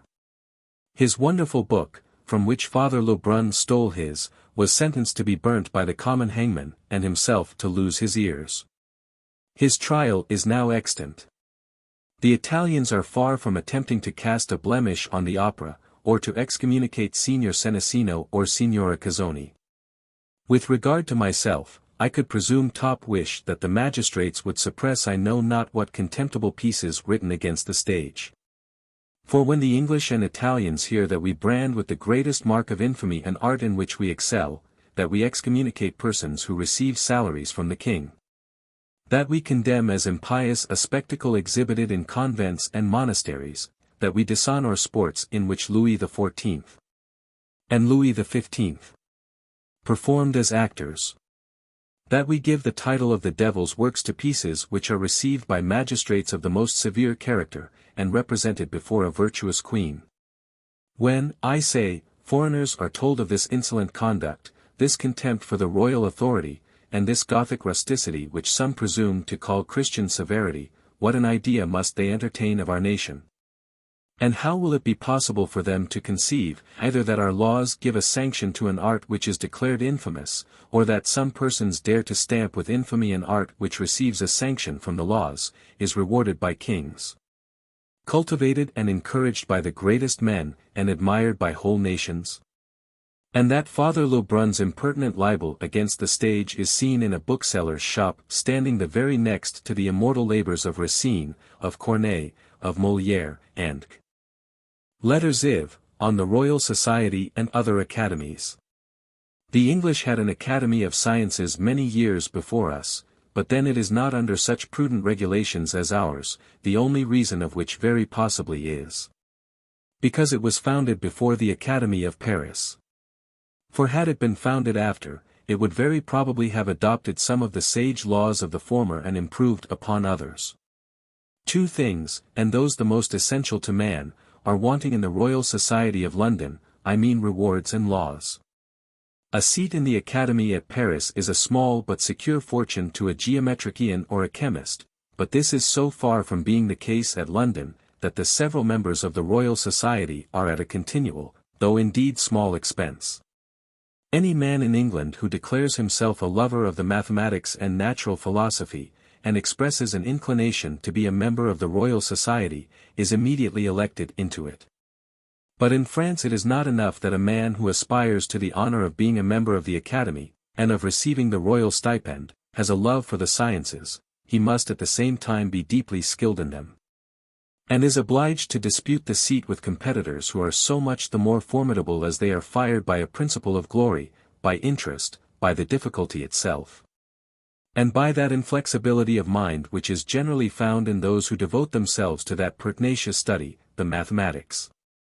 The Academy of Sciences is prudently confined to the study of nature, and, indeed, this is a field spacious enough for 50 or 60 persons to range in. That of London mixes indiscriminately literature with physics. But methinks the founding an academy merely for the polite arts is more judicious, as it prevents confusion, and the joining, in some measure, of heterogeneals. Such as a dissertation on the headdresses of the Roman ladies with 100 or more new curves. As there is very little order and regularity in the Royal Society, and not the least encouragement. And that the Academy of Paris is on a quite different foot, it is no wonder that our transactions are drawn up in a more just and beautiful manner than those of the English. Soldiers who are under a regular discipline, and besides well paid, must necessarily at last perform more glorious achievements than others who are mere volunteers. It must indeed be confessed that the Royal Society boasts their Newton, but then he did not owe his knowledge and discoveries to that body, so far from it, that the latter were intelligible to very few of his fellow members. A genius like that of Sir Isaac belonged to all the academies in the world, because all had 1,000 things to learn of him. The celebrated Dean Swift formed a design, in the latter end of the late Queen's reign, to found an academy for the English tongue upon the model of that of the French. This project was promoted by the late Earl of Oxford, Lord High Treasurer, and much more by the Lord Bolingbroke, Secretary of State, who had the happy talent of speaking without premeditation in the Parliament House with as much purity as Dean Swift wrote in his closet, and who would have been the ornament and protector of that academy. Those only would have been chosen members of it whose works will last as long as the English tongue, such as Dean Swift, Mr. Prior, whom we saw here invested with a public character, and whose fame in England is equal to that of La Fontaine in France, Mr. Pope, the English Boileau, Mr. Congreve, who may be called their Molière, and several other eminent persons whose names I have forgot, all these would have raised the glory of that body to a great height even in its infancy. But Queen in being snatched suddenly from the world, the Whigs were resolved to ruin the protectors of the intended academy, a circumstance that was of the most fatal consequence to polite literature. The members of this academy would have had a very great advantage over those who first formed that of the French, for Swift, Prior, Congreve, Dryden, Pope, Addison, and had fixed the English tongue by their writings. Whereas Chapelain, Colletet, Cassagne, Ferret, Perrin, Coton, our first academicians, were a disgrace to their country. And so much ridicule is now attached to their very names, that if an author of some genius in this age had the misfortune to be called Chapelain or Coton, he would be under a necessity of changing his name. One circumstance, to which the English Academy should especially have attended, is to have prescribed to themselves occupations of a quite different kind from those with which our academicians amuse themselves. A wit of this country asked me for the memoirs of the French Academy. I answered, they have no memoirs, but have printed 60 or 80 volumes in quarto of compliments. The gentleman perused 1 or 2 of them, but without being able to understand the style in which they were written, though he understood all our good authors perfectly. All, says he, I see in these elegant discourses is, that the member-elect having assured the audience that his predecessor was a great man, that Cardinal Richelieu was a very great man, that the Chancellor Seguier was a pretty great man, that Louis XIV was a more than great man, the director answers in the very same strain, and adds, that the member-elect may also be a sort of great man, and that himself, in quality of director, must also have some share in this greatness. The cause why all these academical discourses have unhappily done so little honor to this body is evident enough. Vitium est temporis podius quam hominis, the fault is owing to the age rather than to particular persons. It grew up insensibly into a custom for every academician to repeat these eulogiums at his reception. It was laid down as a kind of law that the public should be indulged from time to time in the sullen satisfaction of yawning over these productions. If the reason should afterwards be sought, why the greatest geniuses who have been incorporated into that body have sometimes made the worst speeches, I answer, that it is wholly owing to a strong propension, the gentleman in question had to shine, and to display a threadbare, worn-out subject in a new and uncommon light. The necessity of saying something, the perplexity of having nothing to say, and a desire of being witty, are three circumstances which alone are capable of making even the greatest writer ridiculous. These gentlemen, not being able to strike out any new thoughts, hunted after a new play of words, and delivered themselves without thinking at all, in like manner as people who should seem to chew with great eagerness, and make as though they were eating, at the same time that they were just starved. It is a law in the French Academy, to publish all those discourses by which only they are known, but they should rather make a law never to print any of them. But the Academy of the Belles Lettres have a more prudent and more useful object, which is, to present the public with a collection of transactions that abound with curious researches and critiques. These transactions are already esteemed by foreigners, and it were only to be wished that some subjects in them had been more thoroughly examined, and that others had not been treated at all. As, for instance, we should have been very well satisfied, had they omitted I know not what dissertation on the prerogative of the right hand over the left, and some others, which, though not published under so ridiculous a title, are yet written on subjects that are almost as frivolous and silly. The Academy of Sciences, in such of their researches as are of a more difficult kind and a more sensible use, embrace the knowledge of nature and the improvements of the arts. We may presume that such profound, such uninterrupted pursuits as these, such exact calculations, such refined discoveries, such extensive and exalted views, will, at last, produce something that may prove of advantage to the universe. Hitherto, as we have observed together, the most useful discoveries have been made in the most barbarous times. One would conclude that the business of the most enlightened ages and the most learned bodies, is, to argue and debate on things which were invented by ignorant people. We know exactly the angle which the sail of a ship is to make with the keel in order to make its sailing better. And yet Columbus discovered America without having the least idea of the property of this angle. However, I am far from inferring from hence that we are to confine ourselves merely to a blind practice, but happy it were. Would naturalists and geometricians unite, as much as possible, the practice with the theory? Strange, but so it is, that those things which reflect the greatest honor on the human mind are frequently of the least benefit to it. A man who understands the four fundamental rules of arithmetic, aided by a little good sense, shall amass prodigious wealth in trade, shall become a Sir Peter Delmy, a Sir Richard Hopkins, a Sir Gilbert Heathcote. Whilst a poor algebraist spends his whole life in searching for astonishing properties and relations in numbers, which at the same time are of no manner of use, and will not acquaint him with the nature of exchanges. This is very nearly the case with most of the arts. There is a certain point beyond which all researches serve to no other purpose than merely to delight an inquisitive mind. Those ingenious and useless truths may be compared to stars which, by being placed at too great a distance, cannot afford us the least light. With regard to the French Academy, how great a service would they do to literature, to the language, and the nation, if, instead of publishing a set of compliments annually, they would give us new editions of the valuable works written in the age of Louis XIV, purged from the several errors of diction which are crept into them. There are many of these errors in Corneille and Molière, but those in La Fontaine are very numerous.